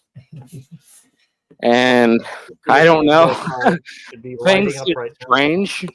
Like, with of the course you know Tuesday. Darth Dawkins, right? Unfortunately. I mean, I'm just teasing. I love Gary. Yeah. I talked to him and he, like, Do not tell me. I don't this know. Darth converted. Berated you? Do not tell me Darth converted. yeah, this he guy. definitely did. He called me stupid. He called me a liar. But Do not tell me when Darth converted this guy. I pointed out a scripture, like, he made some kind of sense. I don't think he's completely dumb. I think he just gave somebody with a dumb idea the power to mute people. Yes, But- exactly. I would say that it's not that Darth is dumb, it's that he's a narcissist. And that I don't know what it is about presuppositionalism. He's a Like, dick, it he's an seems to asshole. give people like an a la carte to be an asshole. Like, that's the whole shtick, is to make you feel stupid, is to make others feel stupid, is to, Server, when eat you my ask cock. questions, to basically berate people for asking said questions. And you can't have a middle ground. So if you don't know something, well, that's not acceptable. And you can't ask questions because he should be the one asking questions. Yeah, and you know That's our Coalson, reading. right? Yes. Yeah. To my understanding, the literal point of his presuppositionalism was to shut atheists up, which that what the hell? That's even if you don't believe in Christianity as a theist, like that's just not what you should do. I can't help it. I have sayings apparently, but the difference between a scientist and a creationist is a scientist wants to say things that are simple so people can understand them. A creationist wants to say things complicated so they sound intelligent. And these are two very different goals. And if you've ever heard someone saying multiple sentences, strings of sentences, and it just sounds like gobbledygook, it could be that you are listening to someone explain quantum mechanics, or it could be that they're full of shit and they are trying to sound more technical than they actually are, and they're trying to thus make you feel stupid. Yeah. The latest thing that I heard from creationist lore is that we're at an edge of a black hole and there's time dilation. Therefore, that's why the Earth is 6,000 years old. Oh, that actually makes sense. I thought that was gonna be stupid, but it actually makes Like, sense. Yeah, it sounds like some bullshit. what the hell? Like, it's just. Well, any way that they want to slice it, as long as they are accepting a 4.5 billion year old Earth and 13.8 billion years of the universe, I don't know how they would get it down to 6,000. Sounds like something Chuck Missler used to say. The Bible, well, yeah, the inerrant word of God. What are you talking about? That's the truth. Yeah, you should accept your burn in hell. I'm sorry. I'm just kidding. But yeah, I don't know. I don't accept all of that. No, But I believe there's good advice in it. Have you read Ecclesiastes? I have masturbated over it many times. It's good. It's like Proverbs, but super emo. It's like nothing matters. You drink, you summon demons, you buy so much money, you have so many concubines, it doesn't matter. You fart. Like, it's a Right. really good book. Fart and it feels like an orgasm when you fart. I will say that there seems to be a bunch of theists who become nihilistic at the notion of leaving religion, where they basically say, well, if, we're not going to have a God, then we can basically kill everyone, have sex with everyone, and blah, blah, blah, blah, blah. It's like, well, no, you still have to live within a society and follow rules. To be fair, I've run into the opposite. I don't know how. I was talking to some agnostic, and he was like, if God existed, I would kill everybody. I don't understand his reasoning. I didn't completely understand. He But doesn't either. it is like, I don't want to do the precept here, but like, without God, morality is kind of hard. It's complicated. There's really not much harder than it is with God. God just has the biggest stick in the Or Doesn't I mean don't he's know. right. It's hard He just among beat everybody else multiple into people. submission. That's for Like, sure. you Or can he have upstanding people, but at the same time, people like Ted Bundy who just don't understand. Ted Bundy, Dennis Rader, And Manson. I don't think Jeffrey that theism adds anything to the morality conversation. I know they think that it does, but it tends to just be, my God says so, therefore morality. Mm-hmm. Yeah, He's got a big that stick. just goes back I saw to my understanding Socrates' dialogue, or Plato, or whatever fictional character he said Plato, Socrates was. That are morals good because they're from God, or God's morals good because they are good? Yes, I like the Euphophro dilemma and think that morality does not come from a God. I'm very biased because I believe that God is contingent on us to exist. I agree to an extent. Like, the best way I've found to square my cosmology is in just saying that God fucked off, and then humans are aperture in which we view the universe. We're a comeback for God. Some apertures are more accurate than others, and they can become prophets. And sometimes prophets say that irreprehensible shit is correct. Who can become prophets? Huh? Who can become prophets? Because that's another thing. I have many shticks apparently, but I'm not a big fan of prophethood. Yeah. Yeah. But I get will those say TPS reports filled out. We're gonna need to get. Maybe we're gonna go to a final word, and then I'm gonna keep on. As much as I love having you on, Reverse, there's actually a bunch of hands up, so we're gonna keep on going down. Oh yeah, of course. We had a great conversation. I'm glad to talk to you without the jail in the room. Yes, it was an honor talking with you, and many good conversations. Privilege. All right. Pleasure is all on this side of the server. He was nice. He was nice.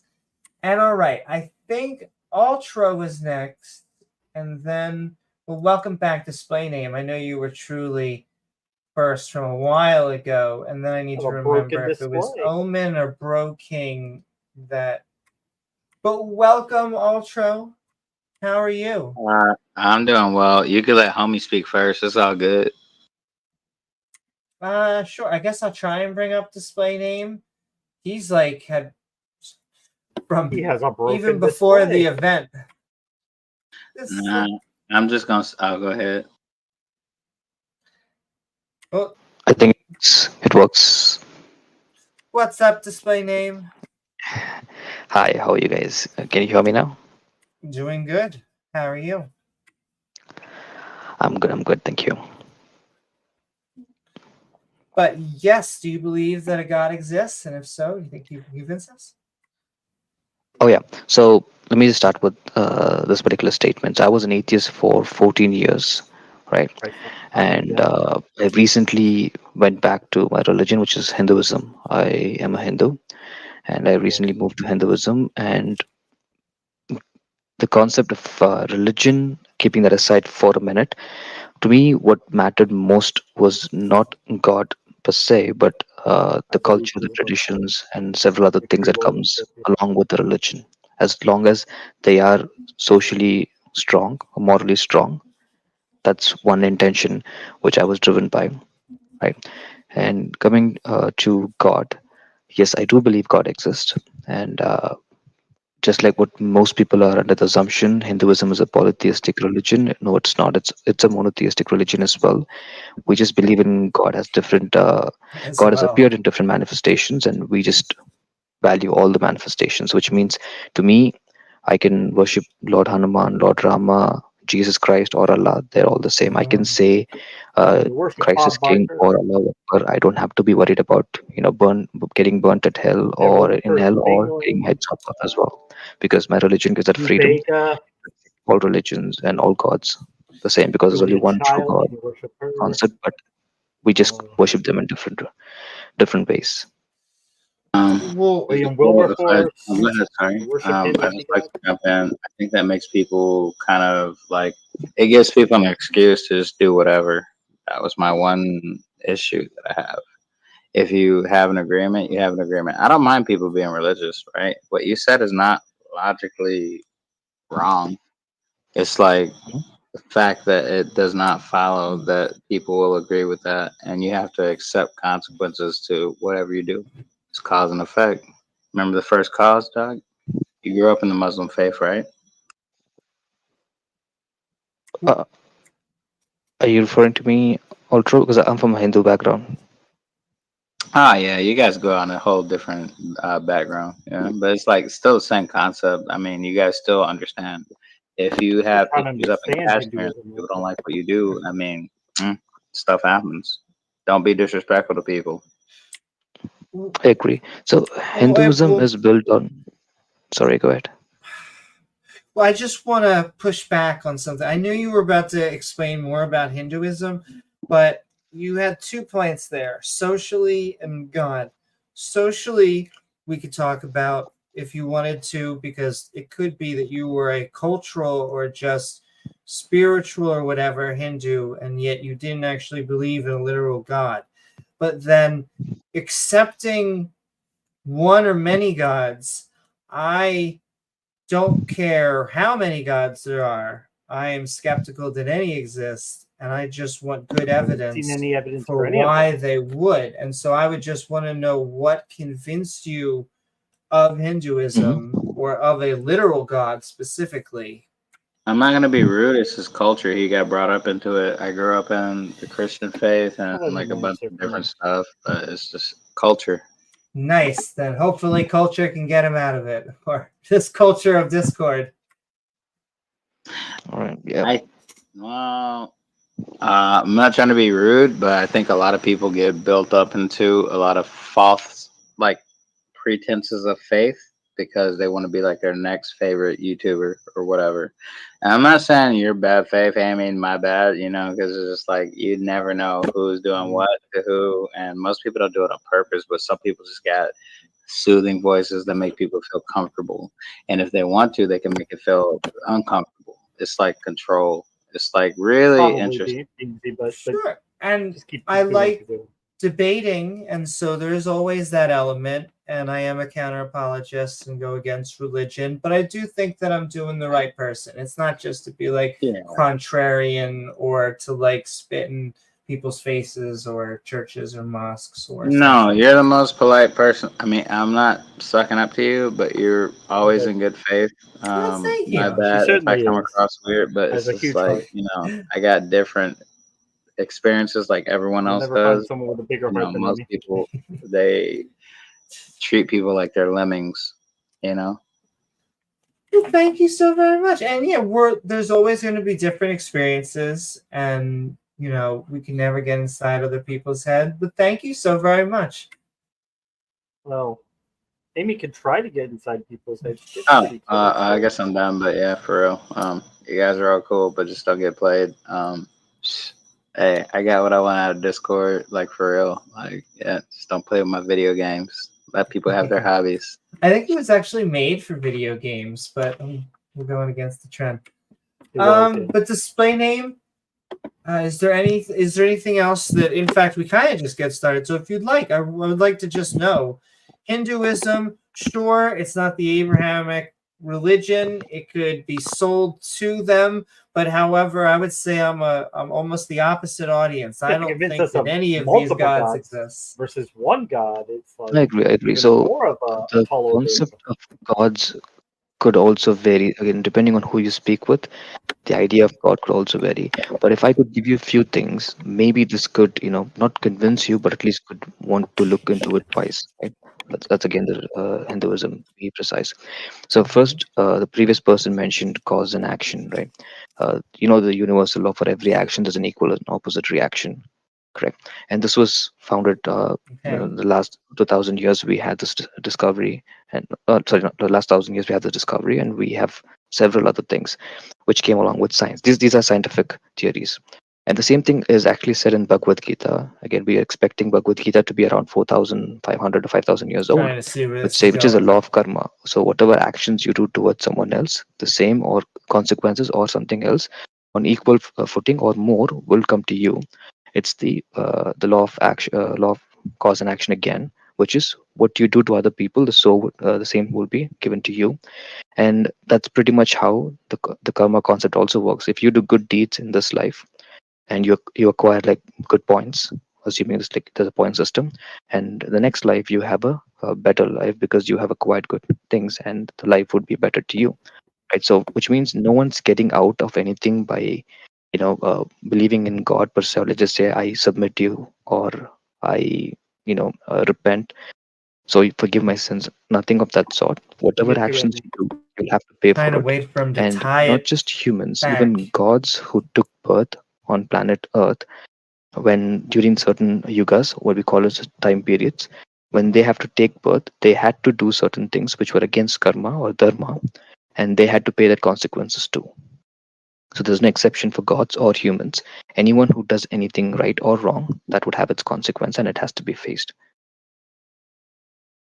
So you believe in karma, and so you talked about equal and opposite reaction, cause and action, but why? So I believe that bad things happen to good people and good things happen to bad people. Not all the time. I think there's actually spread out almost evenly, as if it looks random. But my question to you would be, why do you think karma exists? And still, why do you think these Hindu gods are literally real, not just metaphorical, but literally? So the concept of, there's something which I think the Western audience would be aware of, which is called karma, or karma, which is how it's typically pronounced. There's something called dharma as well, which I don't think so a lot of people would be aware. Dharma has three different meanings. Dharma means righteousness, dharma means duty, dharma means also giving alms.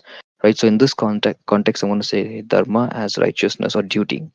So over here, what we're talking about is every being that is born has a duty and a responsibility that it needs to adhere to. It, or he, she, whatever you want to name it, they will have to adhere to these concepts, and this is something which has to be abided by every single being that is born.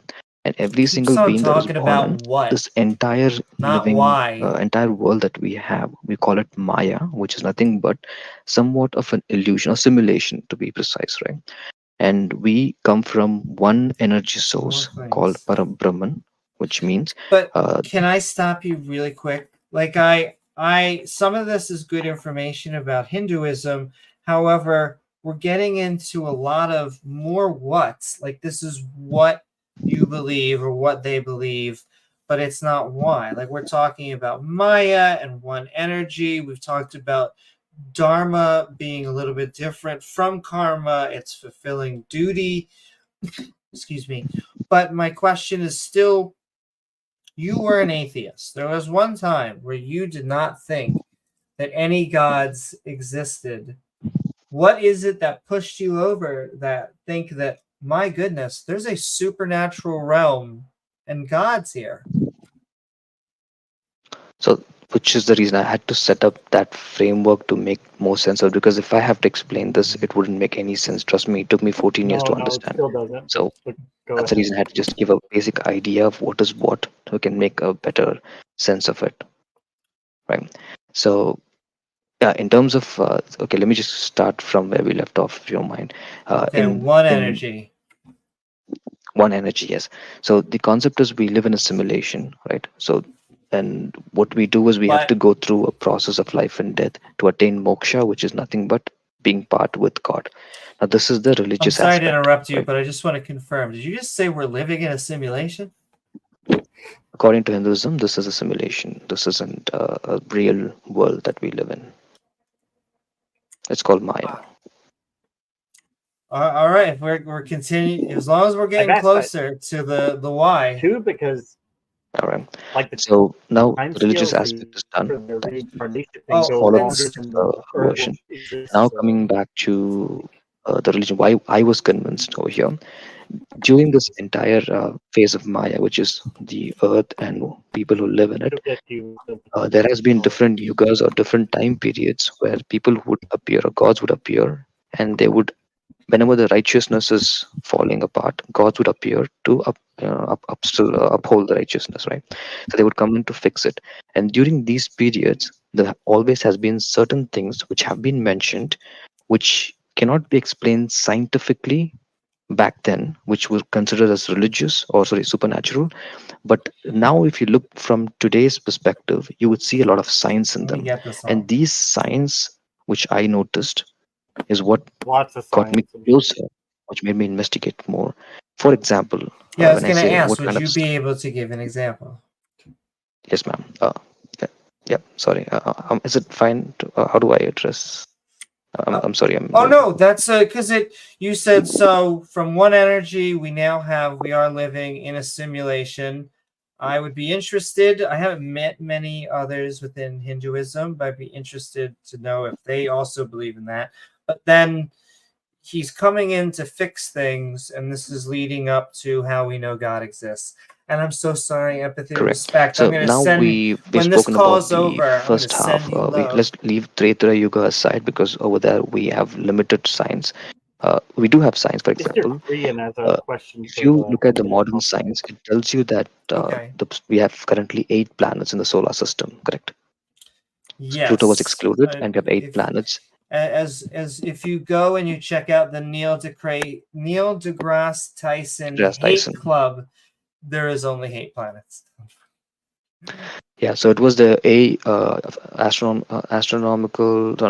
astronomical union of international union AIU, I guess. So they in 2006 declared there are only 6 planets, sorry, 8 planets, which means Pluto doesn't meet the requirements for what it needs to be a planet.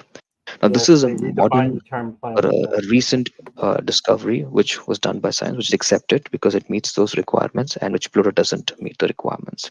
Now, going back 2,000 years or 6,000 years ago, we have a traditional way which is called a Navagraha, meaning 9 planets, but the sun is in the center. So we have these idols in temples which has a sun in the center with 8 planets around it, and this has been worshipped for thousands of years. So, yeah, Now, go figure. we Pluto's so this is small they could have never seen it. a heliocentric theory when most other regions were following the geocentric theory. We were doing the heliocentric theory thousands of years before. And this is a tradition which is followed, stating that we only had 8 planets from the beginning. Science discovered it in 2006. We had it 2,000 plus years ago, right? And also the way we worship, we have to go Well, no, before anti-clockwise. we go on to that, just about the 8 planets, it could be that it is true that a god gave it to us right on high, or multiple gods, or it could be true that they guessed and they were using data. Maybe they were actually looking up into the sky and they could see they bodies. Could see the 8. Pluto is just so much I'm not smaller. disagreeing They there at all. discovered it I'm almost just by trying to prove accident, that and then even they if that's the case, they I'm still later talking about discovered other people things which that is are science similar to oriented, it, and they didn't not want to call them religion, not planets. So philosophy. We're talking about people with it was easier just to advanced moat Pluto. way of looking into things back in time. And the way the worship pattern is, you need to go counterclockwise around the Navagraha, which is exactly how the orbits work as well. Right? How the planets orbit around the sun is counterclockwise and not the other way around. And there are scriptures which also talks about the mandals, meaning that each planet has its own orbit, and there are other planets, and they revolve around the sun, which has its own planet, so But the can own I orbit. ask again, even as you're Mhm. going into the orbital planets, do you think that these are supernatural claims, or do you think that it is possible that they made a model that is correct? Because I oftentimes get theists who will tell me, well, how did they know things hundreds of years ago, thousands of years ago? It's because we've been gaining knowledge over the lifespan of humanity. Correct. That's a good argument. The only problem is the information which they had was far more accurate than what we had a couple hundred years ago as well. So even if we have to say that this is exactly what this exactly may be something they acquired, modern science was against it all along. Correct. And here's one thing which you need to observe as well. The entire science industry or the Western audience were not paying attention to the Eastern cultures, and Eastern cultures had different ways of worship. Not everything But is religious or spiritual. Could be science too.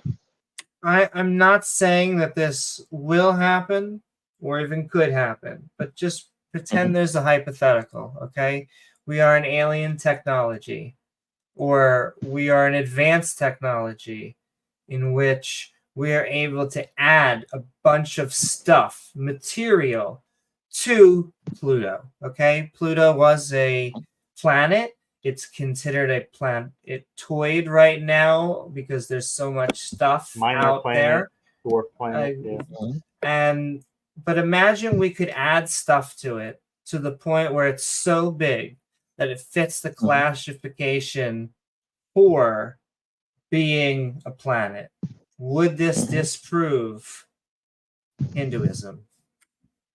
It wouldn't, because as you mentioned, your own statement was we would add things manually to make it fit that requirement. It wasn't a natural formation; it is a man-made formation, right? So that pretty much goes against the argument that it wasn't God or created by man. That is broken right there, because we are adding things manually to make it more. For example, Yeah, terraforming but the Mars, right? definition of planet Making it, is arbitrary. adding things So manually to make it say more we habitable adjusted the definition to doesn't make it a necessarily planet, say that it was so it how fits it with was theirs. naturally it was formed. Sure, but why does natural have to play into effect? Why does it have? Why can't it just be made by people? We can, but we cannot argue religion, or sorry, not religion. We cannot argue divine intervention if it's human intervention, correct? Sure. Well, I will say I don't believe in divine intervention. I would say that the 8 planets in within Hinduism comes because a human, a scribe, wrote it down. I wouldn't disagree with you. If the human has done it, how did the human acquire that kind of knowledge? How was it accepted by everyone else? How did this information Telescopes, pass on to thousands of years, seeing in the roughly as sky, per Hindu charting the mythology? We're talking about stars, 7,000 plus years. constellations. How were this passed down without anyone questioning it or challenging it? And how could this be worshipped as divine without second guessing it? And which means there has to be some kind of resistance at some point. Why weren't they?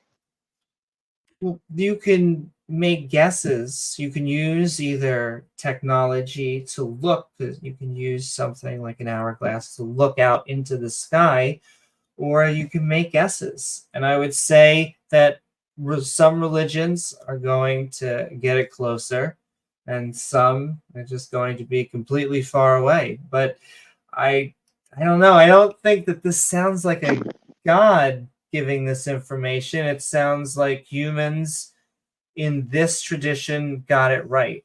It turns out we have 8 planets in the solar system, but that doesn't sound supernatural to me. And I know I'll give it back to you, display name, but then after I give it back to you, maybe uh, finish up your final point. Sure. So these are the things which could not be, disproved by science at this point. Nor am I claiming they could be supernatural. What I'm trying to claim over here is, if not God, there has to be an advanced civilization we're talking about. Because I don't know if you've ever heard about Ramayana and Mahabharata, there are mentions of uh, divine weapons, right? And these divine weapons, let me just name few of those things. See if you can relate to anything. One of the stories goes as such: there is a weapon which, when you use, this person has three weapons in his hand. The first weapon, when he uses, he targets all the leaves on the tree, right? And the second weapon he Oh uses, boy. he targets all the leaves that he does not want to attack. And the third weapon, when he launches it, it destroys all its target. Victory. But in this point, God put his foot on a leaf so that the weapon couldn't target that leaf. But the weapon was hovering around God's leg, stating that there's something below that it needs to target. Right? This sounds very similar to a target lock system, and this is something mentioned again 4,000 years ago scripture, which But talks about. can I Uh, also just interrupt you? Do you know what it also sounds like? mhm. It sounds like a fable. It sounds like this is something that, he hits leaves that he wants to, which is, first of all, a very fantasy-like thing, a sword that is very directly. But even so, then the ones that he didn't, and then it's just the same structure that I would see in not only Abrahamic religions, but in others. But we do have something called target lock system. We have missiles that work in this exact Oh my manner god. these days, correct? And even if it was a fable back in time, which I don't disagree, people would have assumed, people still assume, but we have the same thing. We have something called You can still conceptualize things. Brahmas. Okay, let's talk about Brahmastras. But Brahmastras is one of those weapons. Sorry, go ahead. well, no, it's just to separate two things out, because I think that what you're reading is poetry and a story, which I'm not trying to insult the story. You can gain wisdom from stories, but I don't think that story is trying to say or knew that a missile launch locking system was going to one day be in effect. So, which means whatever's mentioned in the scriptures all these years ago, they came to fruition, and there is something existing at this Yeah. How point many with a other things similar didn't come to fruition? structure. So, if it was a story back then, it should be a story now as well. I mean, which means you don't believe in nuclear missiles or target lock system or heat-seeking missiles because they are still a story. It is. Because the In framework is fact, simple. can I just, I'll make the claim, and this is because I Mhm. just don't think they had access to that technology, while others, I think they did. Like looking at the planets, they did. But knowing that they were going to create a missile, I don't think that they knew thousands of years ago, at least not in its carrot form. I can imagine, because obviously the history of trajectory weapons has a long and ancient history, but I don't think that they knew that a It'd be nice to be tomahawk able to missile was going to go. pinpoint Here's a target fun things, fact. So but your assumption comes from we have been. This is this new civilization. The older civilization will not have access to that kind of technology. Is the assumption correct? Which means that entire thing is not true. Is yeah, that how they you're did it. taking this? It's not even that the oldest. I would say that the vast majority of cultures that are hundreds to thousands of years old, I don't think that they could have predicted. I don't think, well, I won't say with computer, there was some before, but very specifically a missile. I think that that's more a post interpretation or a post diction. So the terminology were actually arrows is how they use this. So these are the arrows, but they are similar to the structure of what we have in missiles. So they mention specifically weapons and arrows, which have the same format. But your question is right. So they couldn't have had the technology, which is they couldn't potentially have the kind of knowledge to create something of that sort, even though they exist today, even though they've mentioned it thousands of years ago, even though they sound like a fable, but they still exist But, today. but Makes display sense. name, Yeah. can I just and then I feel bad. I did say this is going to be your last thing, and I'm still debating.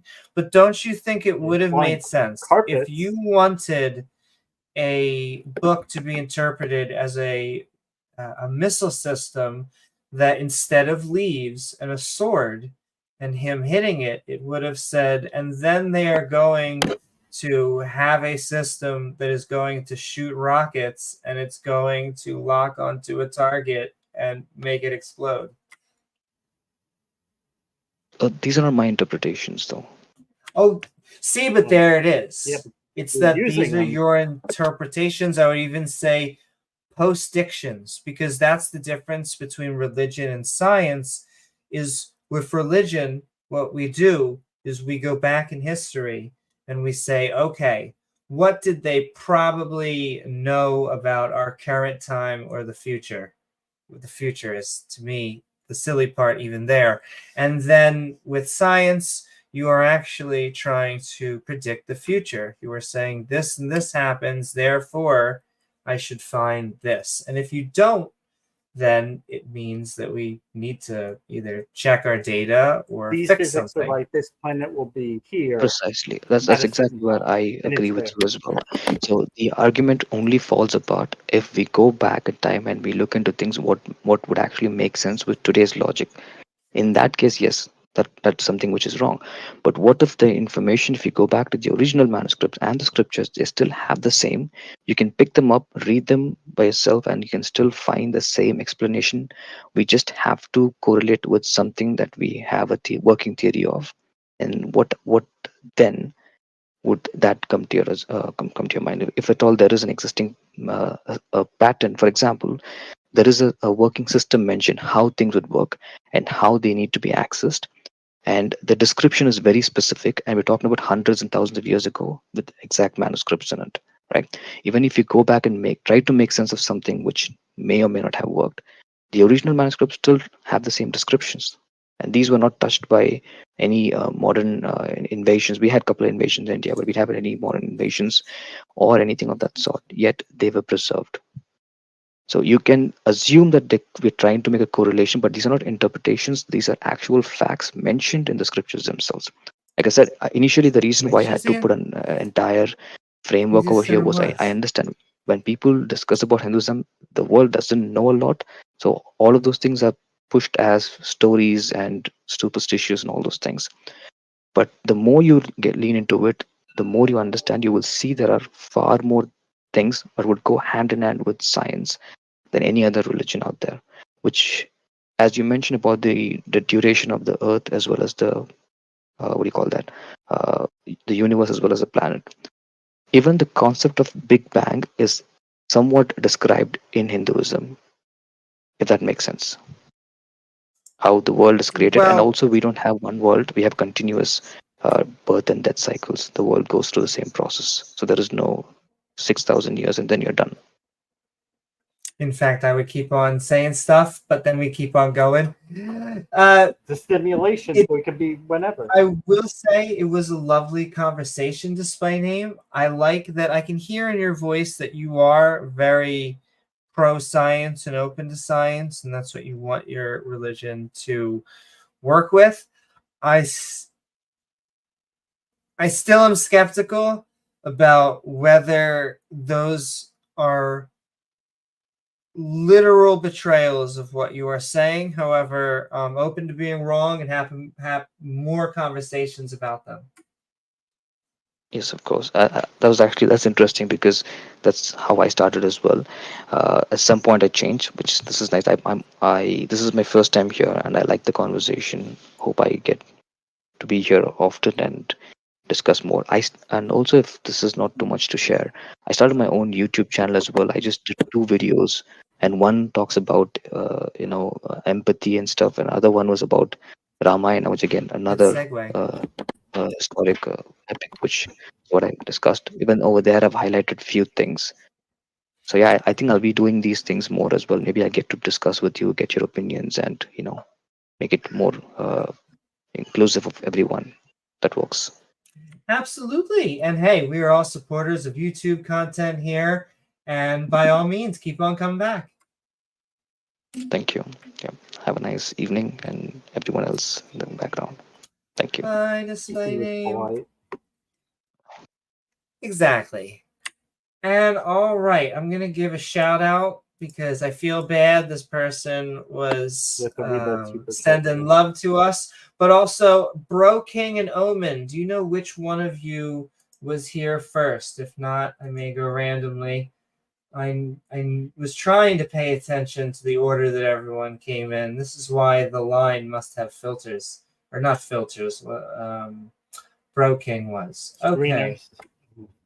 Screeners, thank you. All right, but sending so much love, a $5 super chat from Empathy Respect. Speaking of empathy, sending so much love, empathy. Hi, Amy. I know you got a bad memory, so I just want to remind you that I love you. I love you so much, empathy and respect. And then he was waiting for us to read it during the thing, so he's going, fine, whatever. Forget it. I don't love you, but I love you.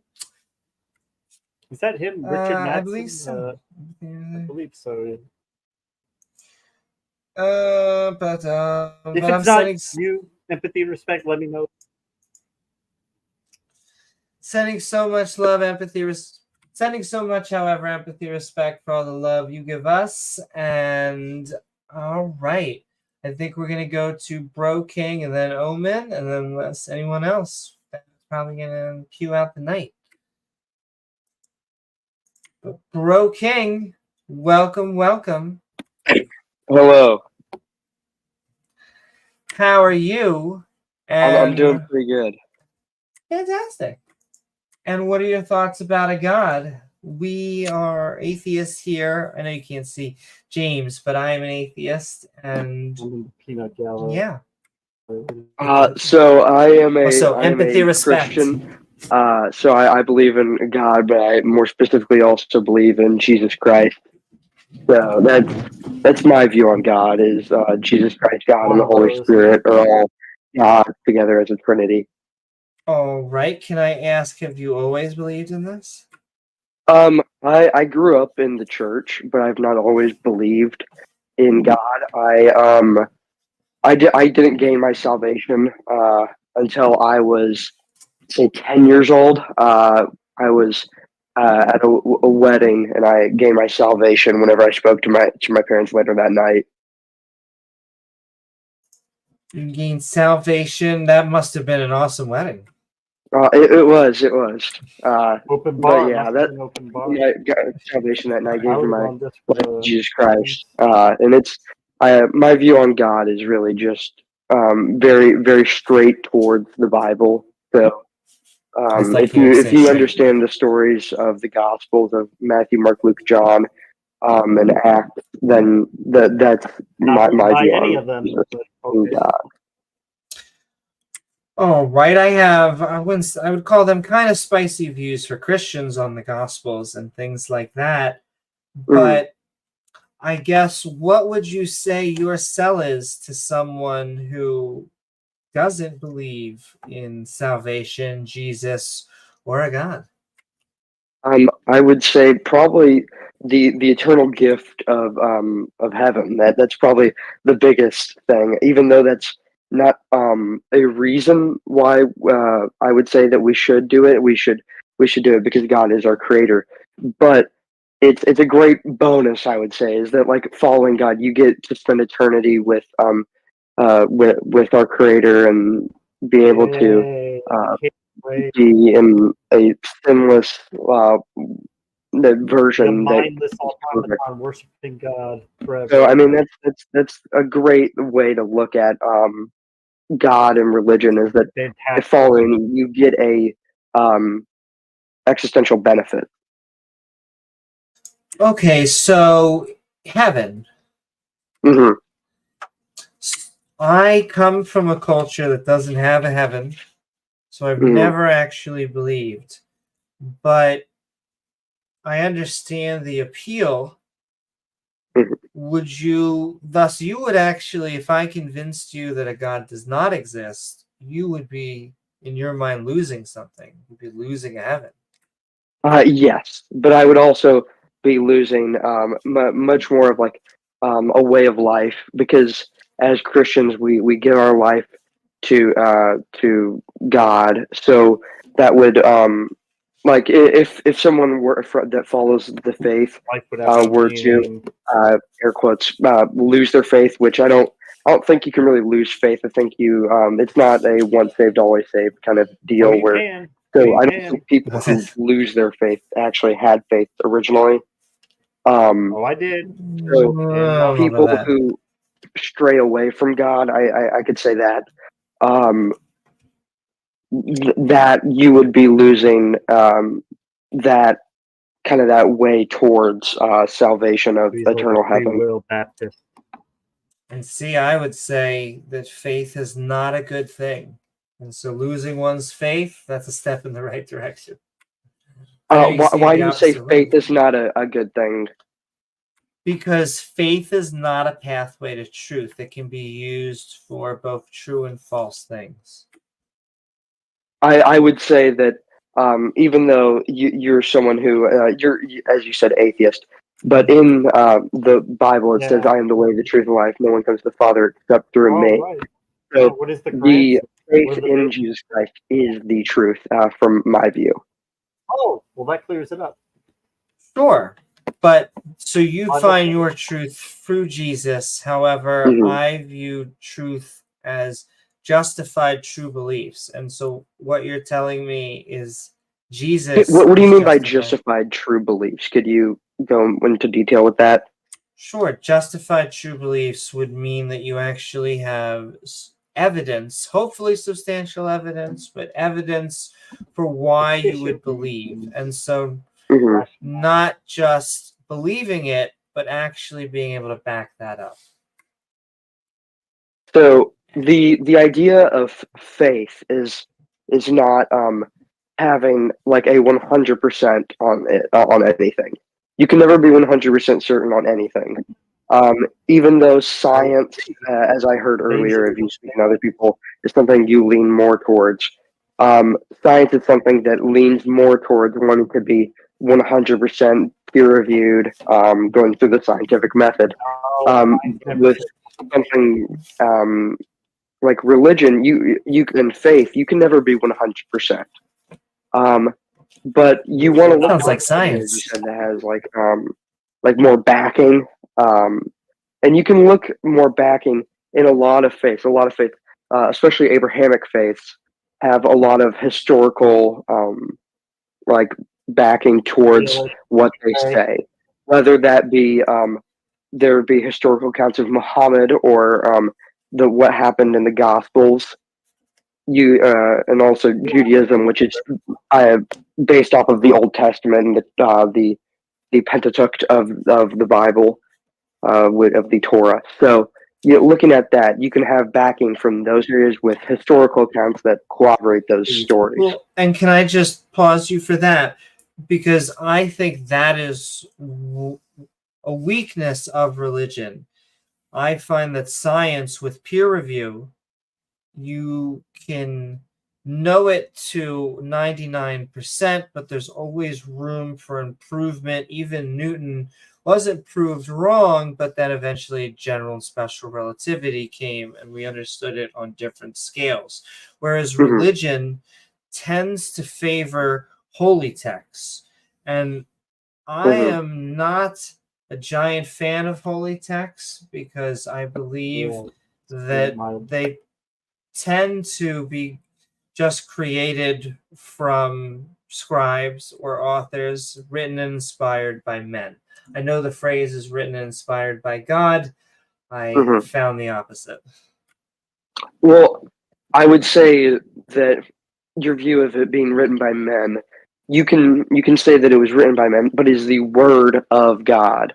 You can see that there are many books throughout the Bible, and they're written from the first day and even before the day of the earth to what will eventually be the last day and beyond that. So if you're able to see that all the writings might have been written by men, they're the word of God. If it is a word that God did not speak, it would not be in there. So can I just bring up the few problems of evil. My favorite problem of evil being Noah. What about Noah? So I don't know how you feel about abortion, though it does apply. I do have abortions that lean towards biblical standing. Well, I would be interested to know which part of the Bible, because what I would say is that God in the Bible is very pro-abortion. He loves it. And I know I'm being very Tells you how to tongue-in-cheek, do but it. I say that because of stories like Noah, Tells you how in to which do he it drowned specifically. children. Yeah, it does tell you how to do it. Could you give me an example of what you mean by he drowned children?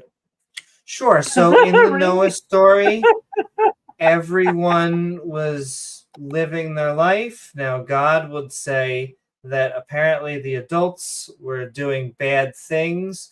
Sometimes, depending on the interpretations, they get homosexuality or other things, so that tends to lean more towards Sodom and Gomorrah. But generally speaking, it starts to rain, and then everyone dies because they didn't know how to make boats, and except for Noah, or they didn't know how to make the type of boats that he was able to make. And so everyone, including the babies, just drowns. Okay. So the example you've given is that was not Noah who did it, but it was God. Sorry, So the Noah story is what I meant. yeah, I'm the sorry, Noah story. thank Okay, you. yeah. So it was, but you're fine. But in that example, that does not point towards abortion. I would say. If you look at that story, it wasn't saying that it Sure, was it's live babies. ending the lives of babies inside the womb. Which I bet you that there were pregnant people That's also during true. that time. Yeah, So it's probably. I'm not saying that no Most person was likely. pregnant that got killed during the flood, but it does say that there was great sin, and it seems that Noah, from what the Bible says, him and his family were the only people that looked towards God. God was very disappointed at us, and what he did is he flooded the earth, and Noah was over a very, very, very long time built the ark, which would sustain the floods and the rains, to be able to support him and his family He and does know all the the animals story. to be able to kind of I'm just repopulate teasing. the earth once the flood was over. So if you look at But that, before you you can go.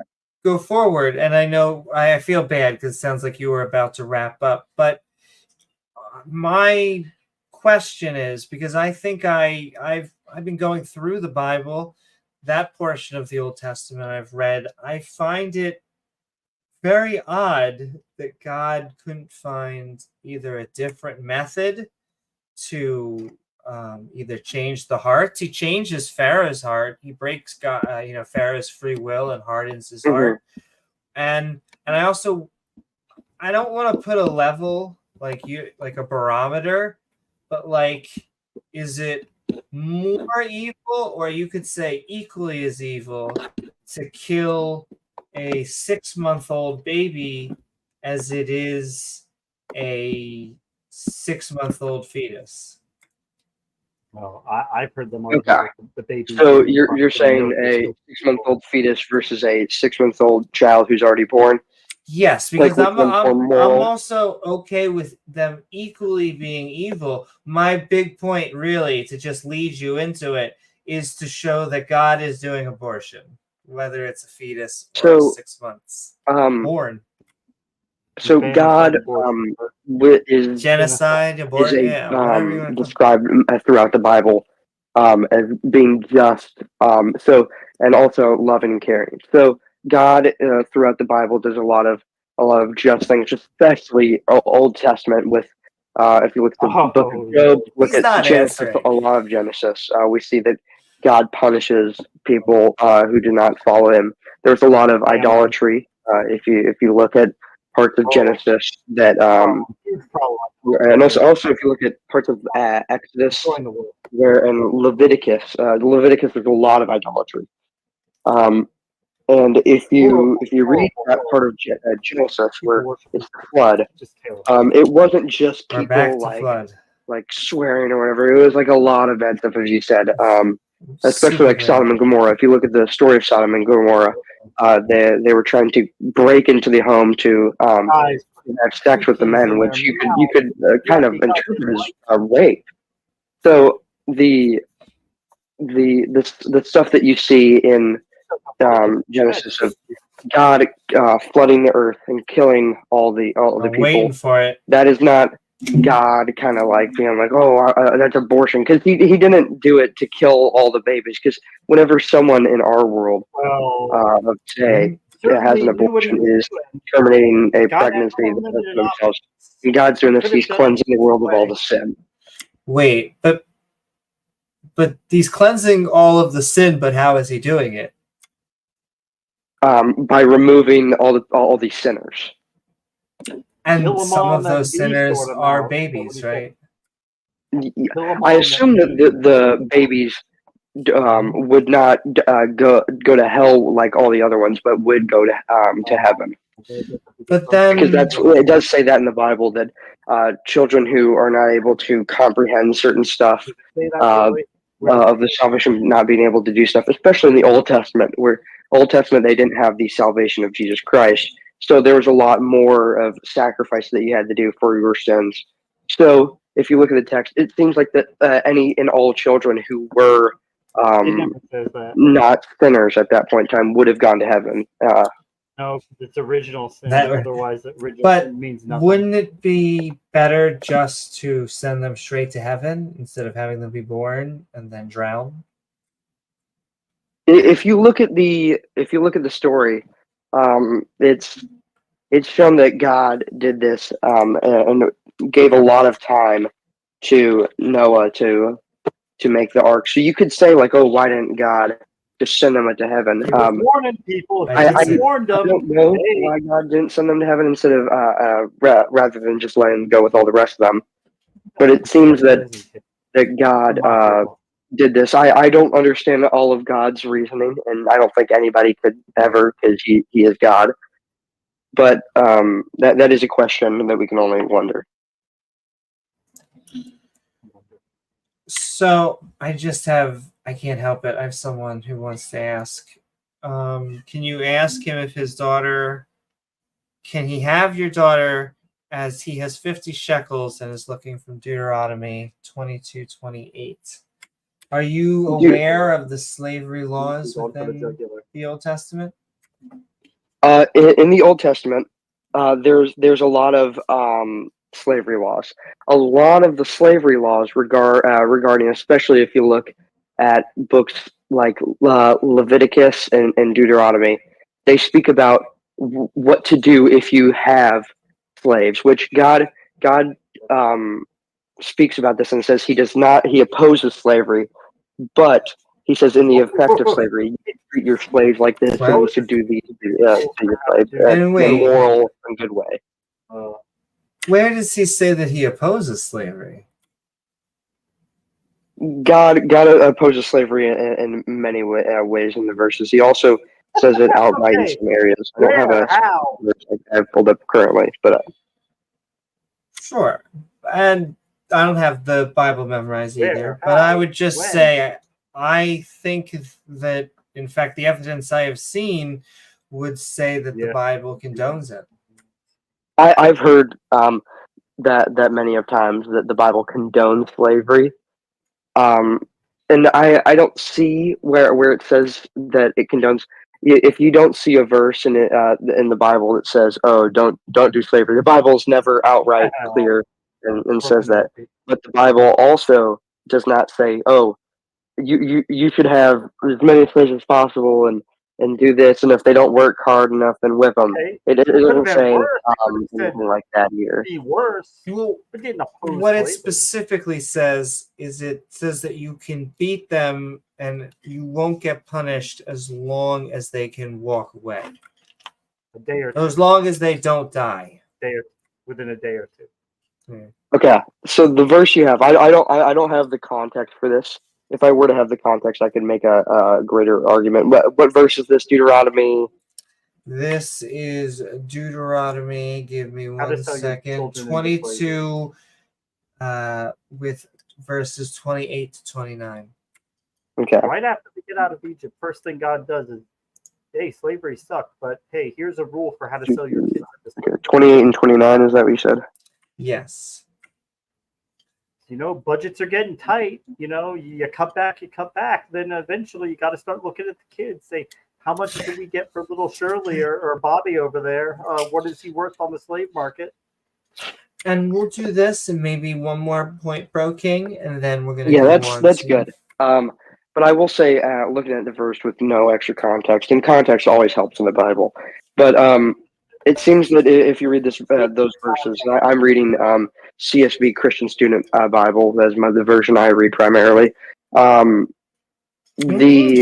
It says that if a man were to rape a woman, then he is to give the father 50 shekels and marry a woman for the rape.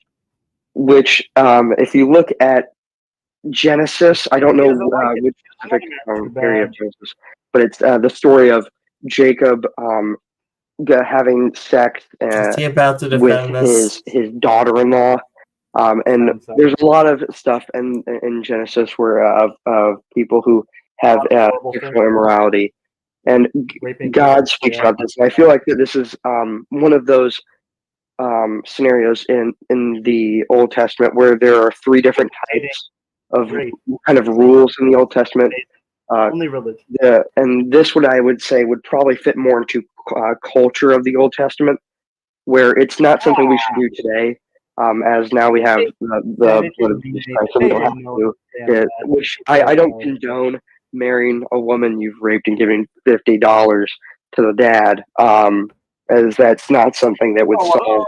Well, can I point out then? Are you saying that you are against what it says in the Bible? It's an example of a cultural Old Testament thing which has been rectified now after the sacrifice of Jesus Christ. Which there's many more examples. I see all the time people talking about eating of pork or on Passover, or wearing mixed cloth or whatever. Those are stuff that we don't have to fall into today. Including homosexuality?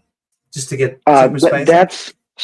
As I said earlier, there's three different types, and that's one of the ones that God speaks about in Leviticus, which is where most of this comes from. And that's an example of something that God goes out, and he even speaks about in Romans, which kind of proves that it's something that Paul wrote about it in Romans. Romans was written by Paul about 50 years after the sacrifice of Jesus Christ, where it talks about that. Leviticus verses, if a man shall sleep with a man as if with a woman, it is detestable. So, I mean, you can look at certain rules of law and stuff in the Old Testament, and I think that a better way to see if it's one of those ones that we should still hold true to this day. See if it's repeated. The word of God. Who are we to pass repeated judgment on which rules? As in being gay is bad? God. Who are we to judge? It doesn't say being gay is bad exactly, but it gives the sentiment that homosexual acts are something we shouldn't do. I don't think that if someone being gay will go to hell. I think that if there's someone who is homosexual, that it doesn't really matter. We all have sins. I know people who struggle with addiction to drugs. I know people who struggle with addiction to pornography, and like homosexuality can be interpreted as a different type of sin. So if you're gay or lesbian or whatever, you are not going to hell for that act. Going to hell is a decision of non-salvation. And okay, I could probably, I can feel that you're trying to offer an olive branch. I still disagree. I know the love the sinner, hate the sin type of mentality. Mm-hmm. At least I like that better. That there you go. There's a lot of Christians who will go out and say that you will go to hell for homosexuality. My youth pastor, he had a We church know. that he was the youth pastor at. There's two lesbian high schoolers that went there, and the church tried to outright like kick them out. They're like, "Oh, we can't let them be there." And my youth pastor, he said, "If we're not going to let these students here, then we have to kick out everybody because everybody's a sinner, and these are just one type of sin," which is how I view it. If you can't They're look open at about all sin, they are and like labeling someone who does something as like as drugs, and then someone being gay, you can't be like, "Oh, you're gay, get out of here." But drugs, you can get over it. I see that all the time. So it's being gay. not something that is okay to look at someone who is homosexual and say that you're going to hell for it. Well, thank you, Bro King, and it was good having you on. And please keep on coming on, having conversations Still an with us. abomination to God. You should Great talking to you. but you might not go to hell. I will keep you in my prayers, and good night. All right, we're gonna get Omen up here, and then if we can, we'll try and get Future Night.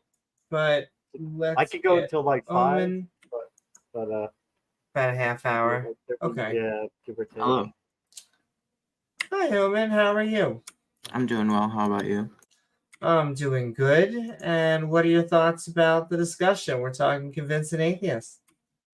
Not much, but like, I think it's just an interesting convo, so I decided to listen, give some thoughts. Sure. Well, what are your thoughts about the discussion? Well, I'm agnostic, so there's nothing that I personally like. There's no like scripture or anything that I'd give. Well, that's good. I mean, hey, I myself Okay. am an agnostic atheist, and yeah. Me too. Yeah. What's like? I'm gonna the get main you in reason Discord. You I'm gonna don't get you in believe in Discord. God. I'll try to join next time. The main reason is because I do not have good evidence, which I find is the main reason for many atheists. But then I would say there are other good reasons to not believe in specific gods, like All the reasons the we believe omnis in God. contradicting each other, like agency, how it works, creators, how they seem to function. I'm convinced that only animals are the only creators that we currently know of, and there are no other creators that we know of. I'm not going to say there are no other creators because there's probably alien life out there, but an AI, maybe they will end up creating original art without inputs one day. But yeah, animals. What do you mean by like animal creators? So I view a creation as something that is artificial. It goes contrast to something that's naturally forming. So 3 quick examples of something artificial and a creation. Birds make nests, beavers make dams, and we make houses. These are simple, too complex. You can have a range of them, but they're not naturally occurring as if the beaver themselves or ourselves, we occur naturally via sex.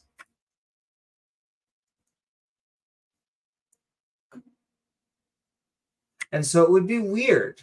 Like an actual creator at the beginning of the universe, I'm not saying that none of them exist, but it would definitely go against everything that we know, because Like, what's one thing that we know besides like the artificial like sure. creations? Like So there's no evidence, for example, that any natural event would come from a mind.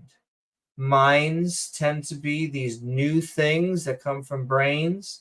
They're only a few billion years old. They're tied to creations. That's about how old creations are, because it takes agents with brains and minds to create.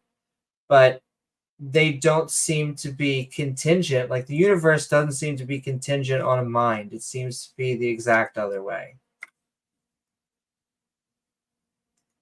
like minds were not at the beginning of the universe. So if minds weren't at the beginning of the universe, why would they be at before the universe? You mean like the brain and all that, right? Yes, as in like multicellular organisms. Like, and so if agents couldn't exist until recently, relatively recently, why would it would be very weird to have like a brain before time and then no brains and then a few billion years go by and then brains. I mean, that's like the whole thing of like the billions of years. That all is from like perspectives and all that of like Sure. believing in space and all that.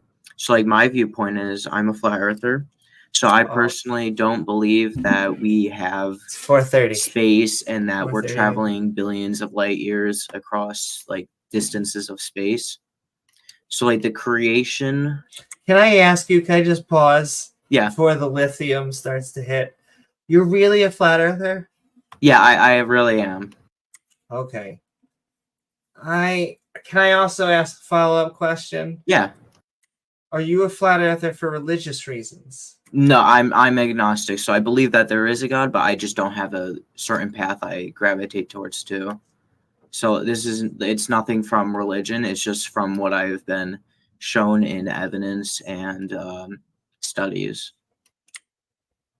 Okay. Can I ask what led you to believe that the earth is flat?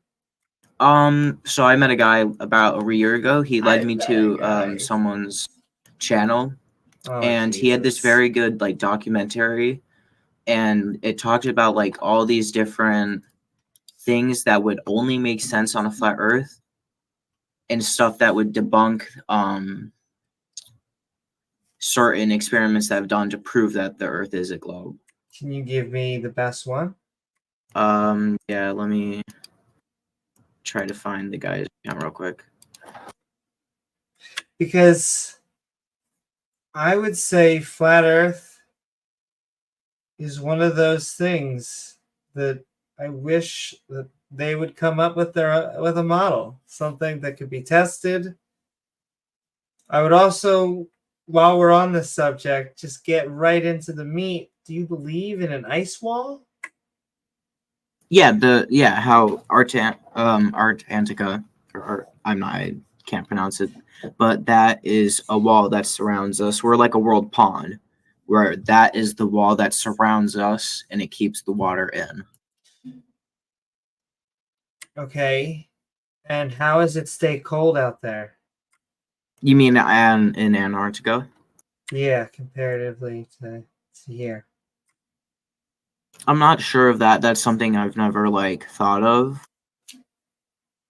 Okay. And like really researched into. Is there something that would convince you that the earth is round? Honestly, if there is, it's either I have to be shot up into space in a rocket and see it from my own eyes, or there has to be very, very, very good evidence. Like it would have to be like widely tested by everyone. See, because I was talking about epistemology earlier, where I think that where flat earthers develop is they want everything very directly, and I'm not saying you, but I find this trend is they want everything very directly, only believe in what they have themselves. Welcome back. What they themselves have tested. Where I find that the skeptics and the round earthers, they rely on scientific experts. They rely on people who have been trained. And I find that there is a divide there. Because I would love for you to safely be shot up into space, and so that you could actually prove it. But I think there are numerous Science ways would have that to you do can. it, though. Science would have to send them up.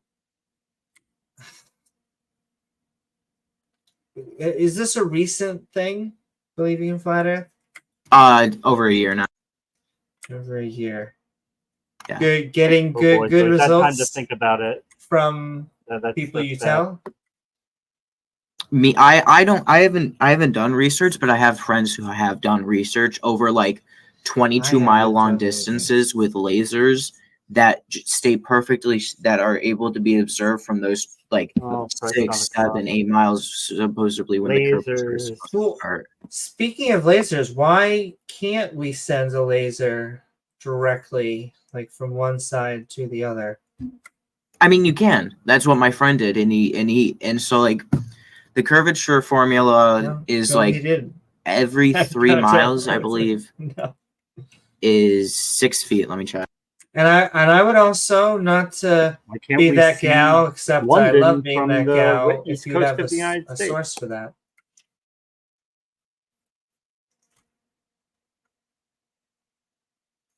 So yeah, so every mile is 0.67 feet. I'm putting like all the links to everything in the side chat.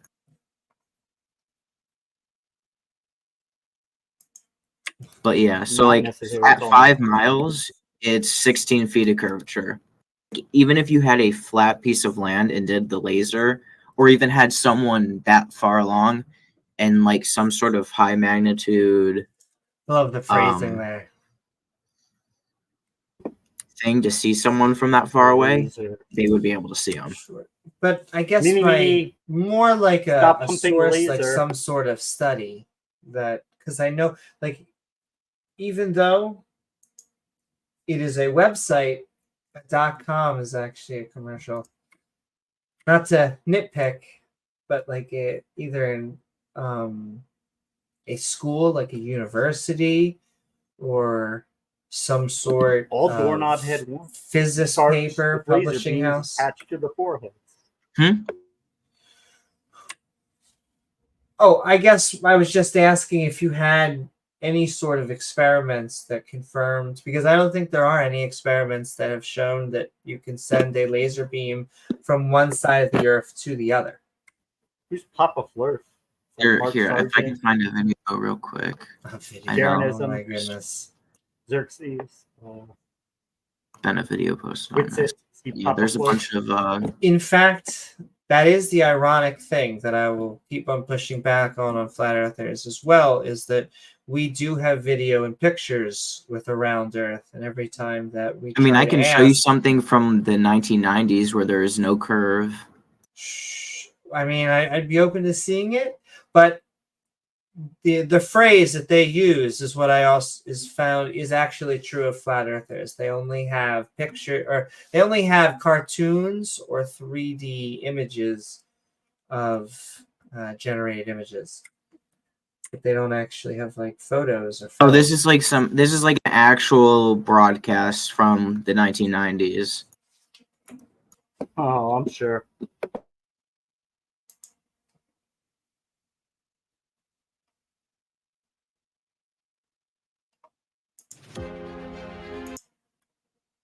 Is the person, just out of curiosity, is the person that you watch Eric Dubai? Eric Dubay? No, I haven't watched any of his stuff. I watch other people. Gotcha. Like who? Who does he watch? I did post some. Can I ask links who? aside. Yeah, I'm looking at some of them. Where did you get this shit from?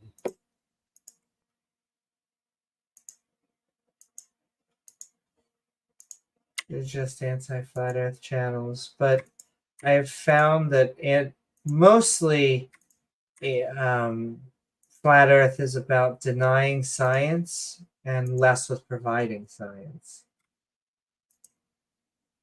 Once again, no offense to you. I'm sure you're a lovely person. Lovely. And so it's from Dearth. I also find that even though you may be part of the 10%, I find 90% are religious, and it comes from that perspective.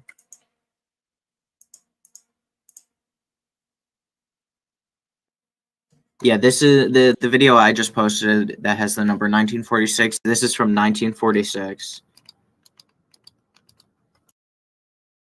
That's So all in on straight line. This DITRH. Dearth. Dirt stockings. I also find it. I'm looking at this. That was a round Earth. They just didn't have fisheye lenses taking- back then. They are taking a point and making a straight line, but that didn't look like a flat Earth. Yeah, but it's a straight line, and if the Earth were a globe, Sure. then that means it would curve. You would see a massive curve It does. according to No, not our necessarily. Earth curvature But you calculator. see it, and you see a curve. In fact, it looks round, and then when it zooms in, what he does is he finds a point to draw on, but both before and after, it looks Like round. Donald Trump drawing on the hurricane map, right? It doesn't know. That's the thing. It's perfectly straight. Except when it's round. No, it's got a curvature. It kind of looks straight, Except but when it's round. after about the 5-6 inches, But it isn't, and this the is from curve is very visible. Ask 1946. Amy about it. She'll know about. Yes, the in fact, can we point out one of the things that I don't like about this is it's from 1946. I will curve. I will They say censor everything else. it was round, both before and after, and then it zoomed in, and then he drew a straight edge on the zoom in. But that doesn't mean that it was flat. It means that he was either using editing or waiting to a point when it was zoomed in and then drawing a straight edge. Take an actual scientific chart and drawing on it with a magic marker. But there's a reason I mean, why they say it's a completely still picture that they were able to take. So this is nothing that is being edited. It's a still picture from when they shot a rocket up in space with the camera. But can you explain why it looks round most of the video? In most of the video, Yes. rewatch it.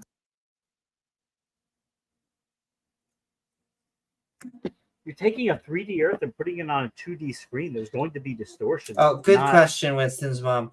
I also have a question coming in while you're watching. Well, I feel bad. I know you're looking for that, but No, this you is can one ask of my it. favorites. All right. So, just out of curiosity, Mars round? Yes. Oh no, there's no planets Oh, on a flat Earth. There is no planet. There's no is space fake. on a flat Earth. but wait. Well, There's a literally- possibility of other world ponds outside, but there is no space. But then, what is Mars? What are we looking at? When we Mars see- is somewhere up in Canada, I believe. There's an image of the fuck?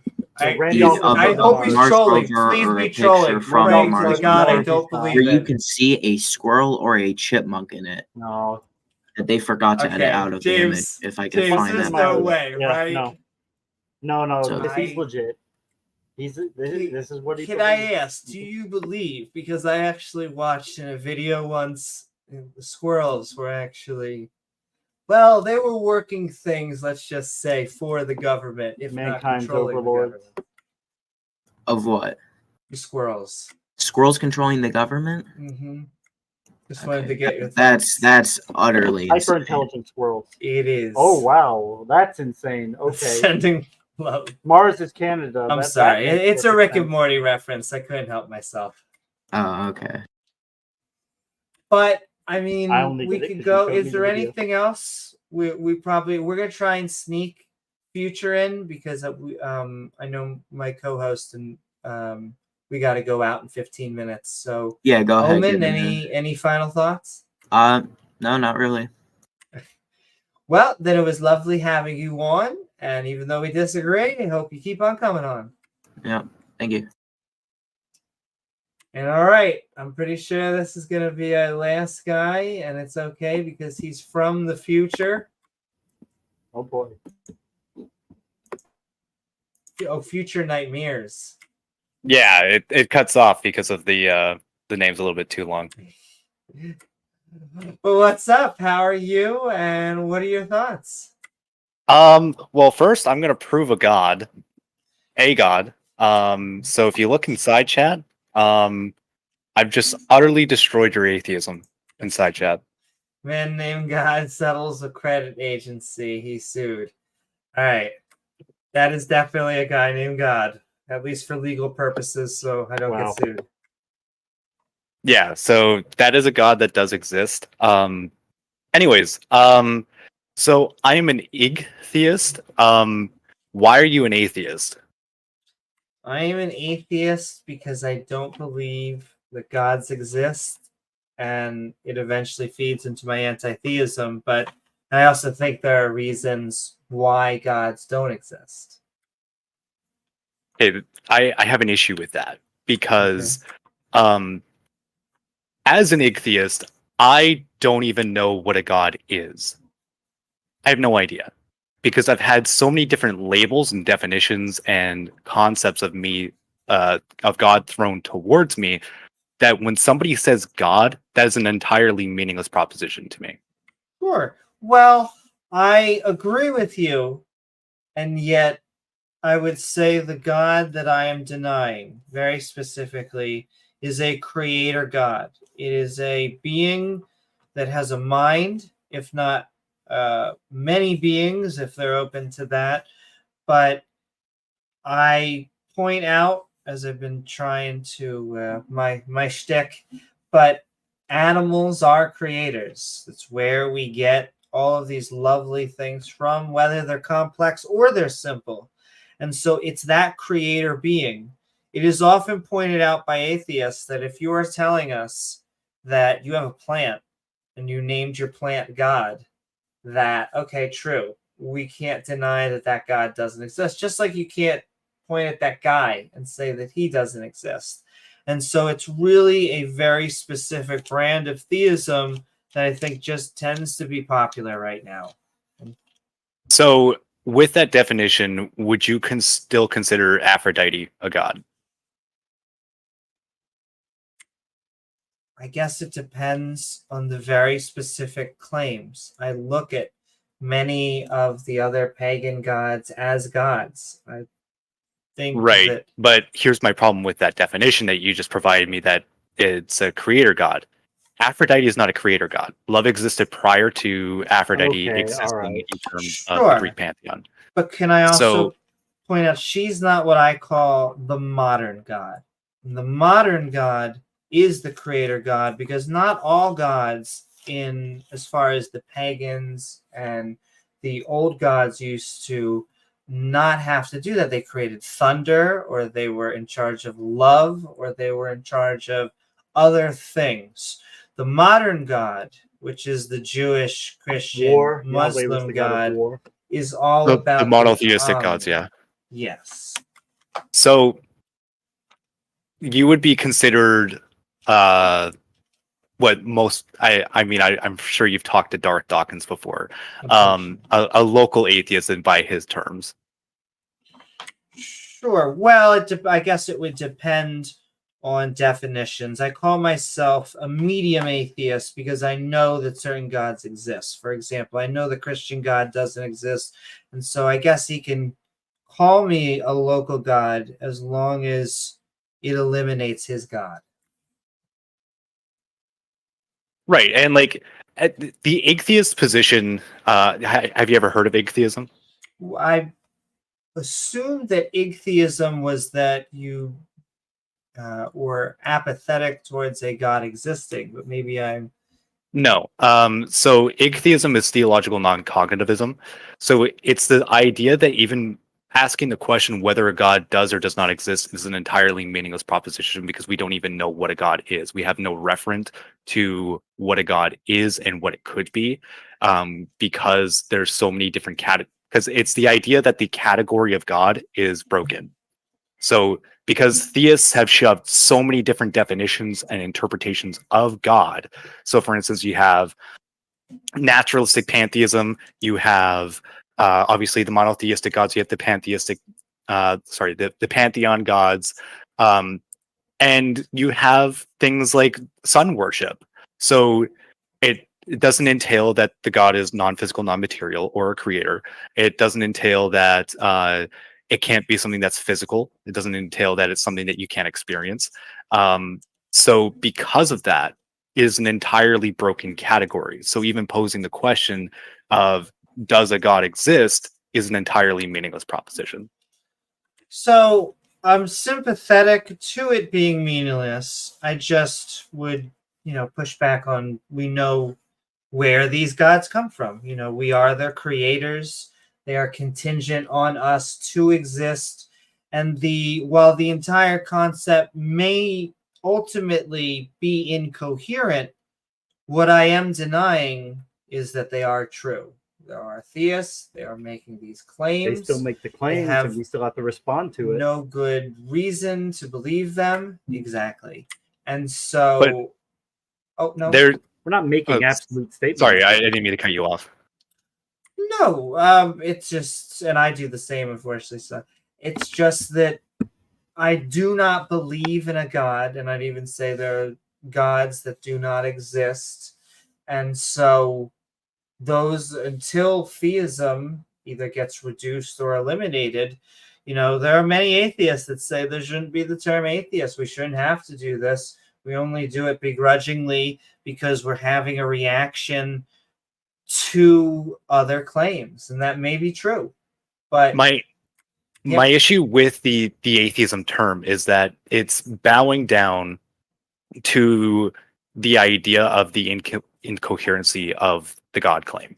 Is that atheism, and it took me a while to get to this point because I was considering myself an atheist for a long time. I was using that label, but in my worldview, giving the label atheism is giving more grounding to the theist than they actually deserve. I think that they should work in terms of defining their God and what it is and how they know it exists.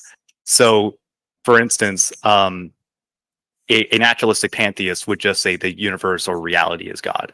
I don't think anybody would be able to deny that. I mean, you could just grab a telescope and just look up. You're just labeling it God.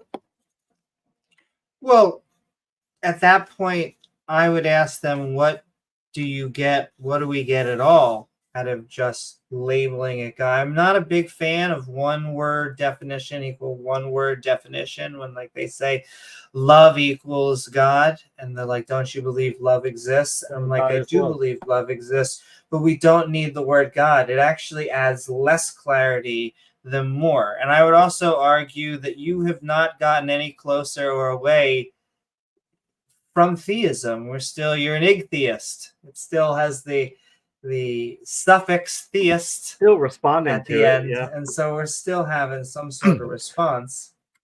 Well, the response is that the category is broken, and that when it comes to a person coming up to me and saying, "Do you believe in a God?"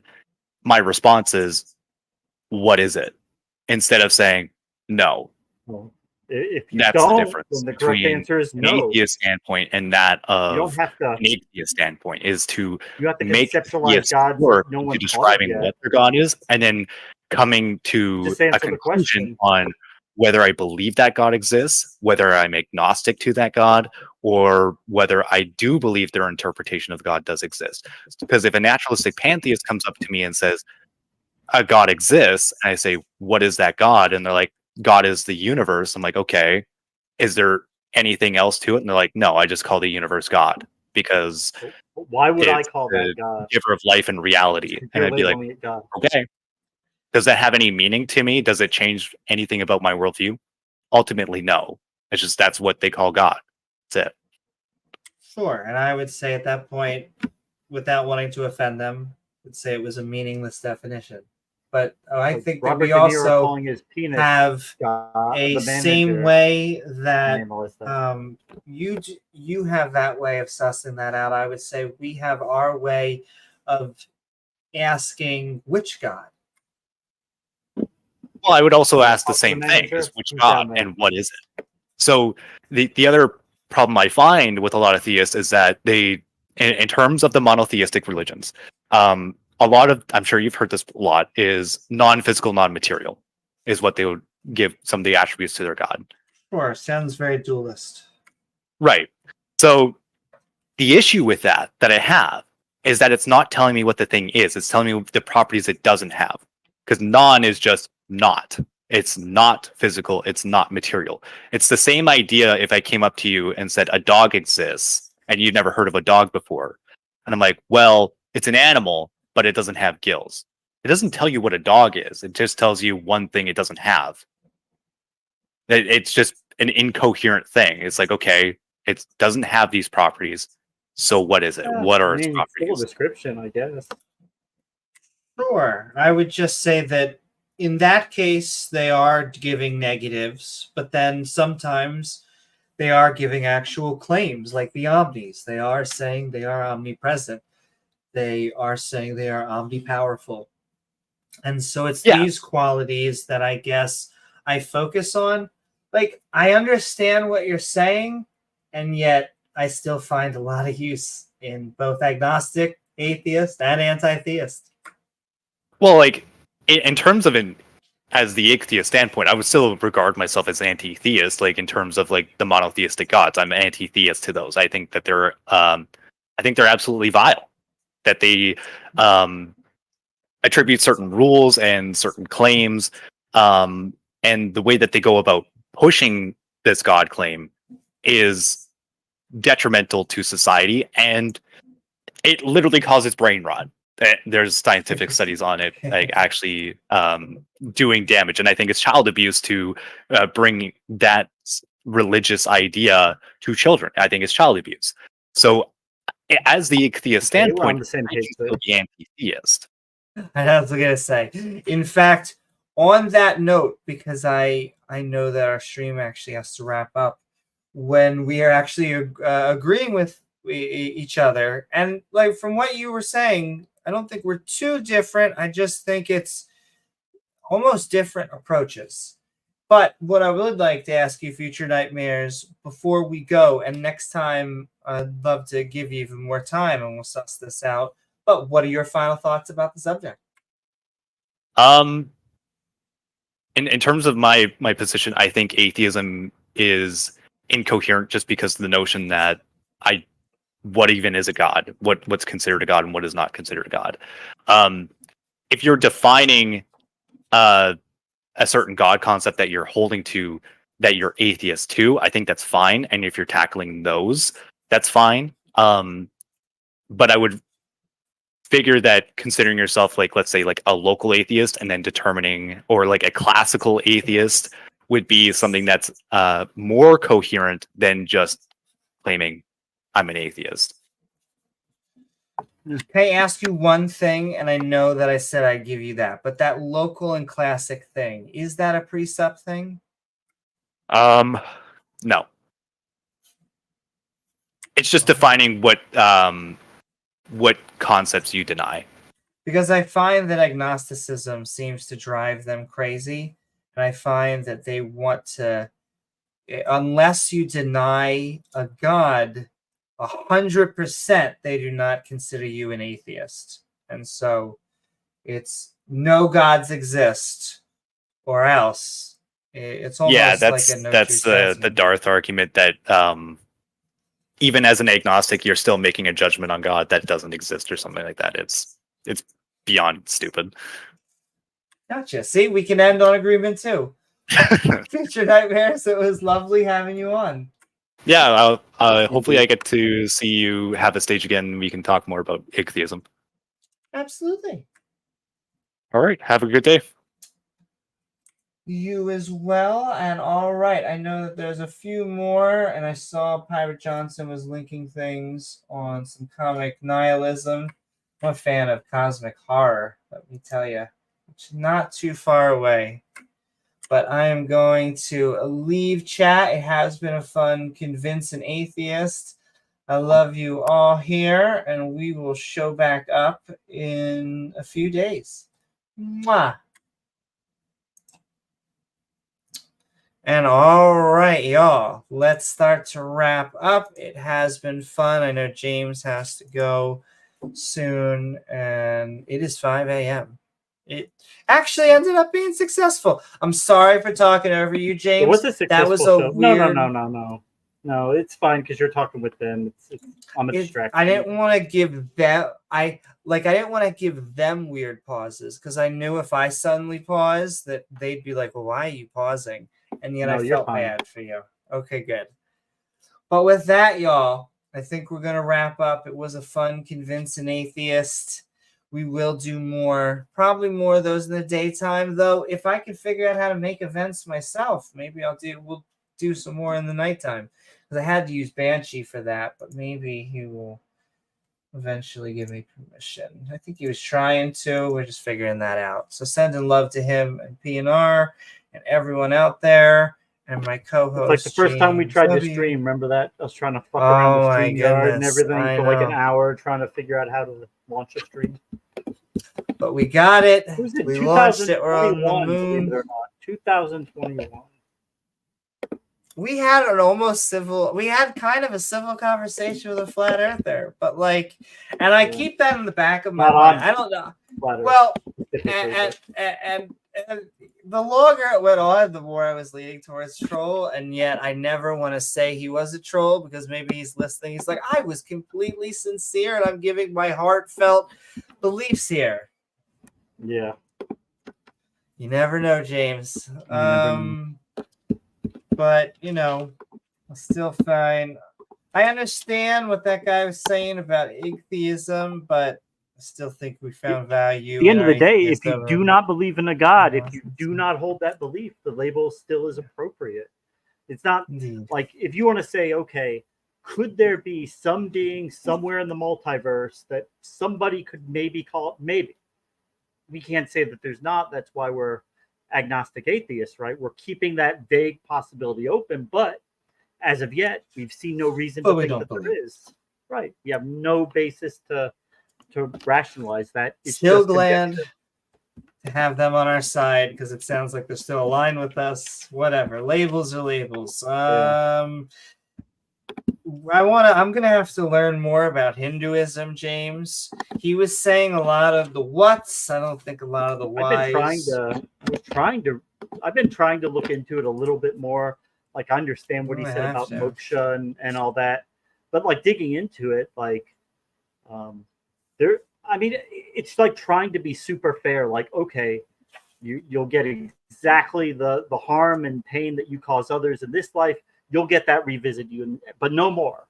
You won't get any additional. Less. And so, like this life, if you do bad, you might get reincarnated into a rock, where you wouldn't have any awareness of it. It would just be a long existence with no sensation. But then, if you mess up even more, you go into their hellish realms, and they've got like a bunch of them, like 7 of them or more. And if you do really bad, reminds me of Islam. Well, if you do really bad, they say you could be in like the worst realm forever, but actually they think in the end everybody will be saved. So it's not forever. It's just that the duration is so long that it's basically like, I mean, if you said 200 quadrillion years, that's basically forever to us. So, but their idea is eventually everybody will be saved. Everybody will get it. Eventually. Yeah. But all right, I think that's going to conclude us. Next time, what I didn't do is I should record their names down like I do for our panel so I can send love to them. But I think this is going to conclude us. Sending love to our theists. I see a few theists actually coming in chat, which is nice. Normally we get the StreamYard link in there and you can join us, but we went on Discord. But I want to thank you all for joining us on this episode of Convince an Atheist, our pilot, the launch episode of July 4th. You'll probably see some subjects in the title if you're watching this later on, where we headed over to Discord to see if someone could help us find a god for a convincingly good time. I do want to thank my co-host, James W., along with all of our fantastic people in chat, our awesome mods who make this stream so great, and lovely viewers like you who make this channel even possible, as well as all the panel, the people who came into Discord. Thank you so much. If you enjoy the show, please don't forget to like, follow, subscribe. I said it. I said it, YouTube. And then you can share. You can hit that bell icon to all so you can actually see our premieres or join our live streams. Or, hey, why not leave a comment once the video's done? Or say goodbye in chat and I'll show it up on the screen. Or Gizmo will show it up on the screen. Gizmo's really the one whipping me. After the show, you can head to the Skeptic and Ranting Discord server, the link of which is in the description below. Lastly, if you'd like to help us make even more content, you can join and become a member by becoming our evolving badge awesome member. Yes. Send those emojis to fight Jesus. I know, emojis. The fact that there is someone that actually said send emojis to fight Satan. Was it Bob Larson, right? Oh my god. It was not artist. Today, Newman. Not today. Not today. Maybe tomorrow, Newman. You are such a shitty demon if you get defeated by emojis. Can we all agree with that? Imagine having to report that to Satan in hell. Like, listen, you don't understand. They had emojis. Oh my god, they were just so fucking based. I guess. Things like emojis, really? Oh wow. Well, I guess it's okay then. Hit me right here in the emoji. Good try. But lastly, you can check out our Patreon at patreon.com/Amy Newman. I'm Amy Newman, and along with James W., we will see you all on the next episode. Oh, wait, I should do this. Is anyone live? No one's live at freaking 5 a.m. All right, this is James W., and I'm Amy Newman, and we will see you all in the next episode of Skeptic Ballsy. Good night, y'all. I love you. Mwah. Good night, guys.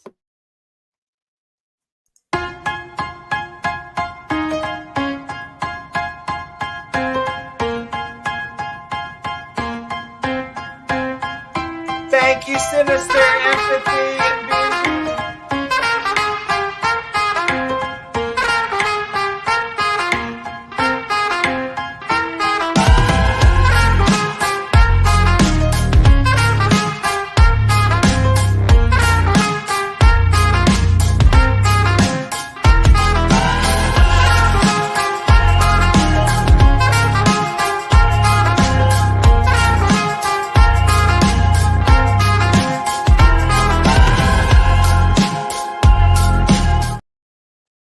Good night, y'all. Mwah. Good night.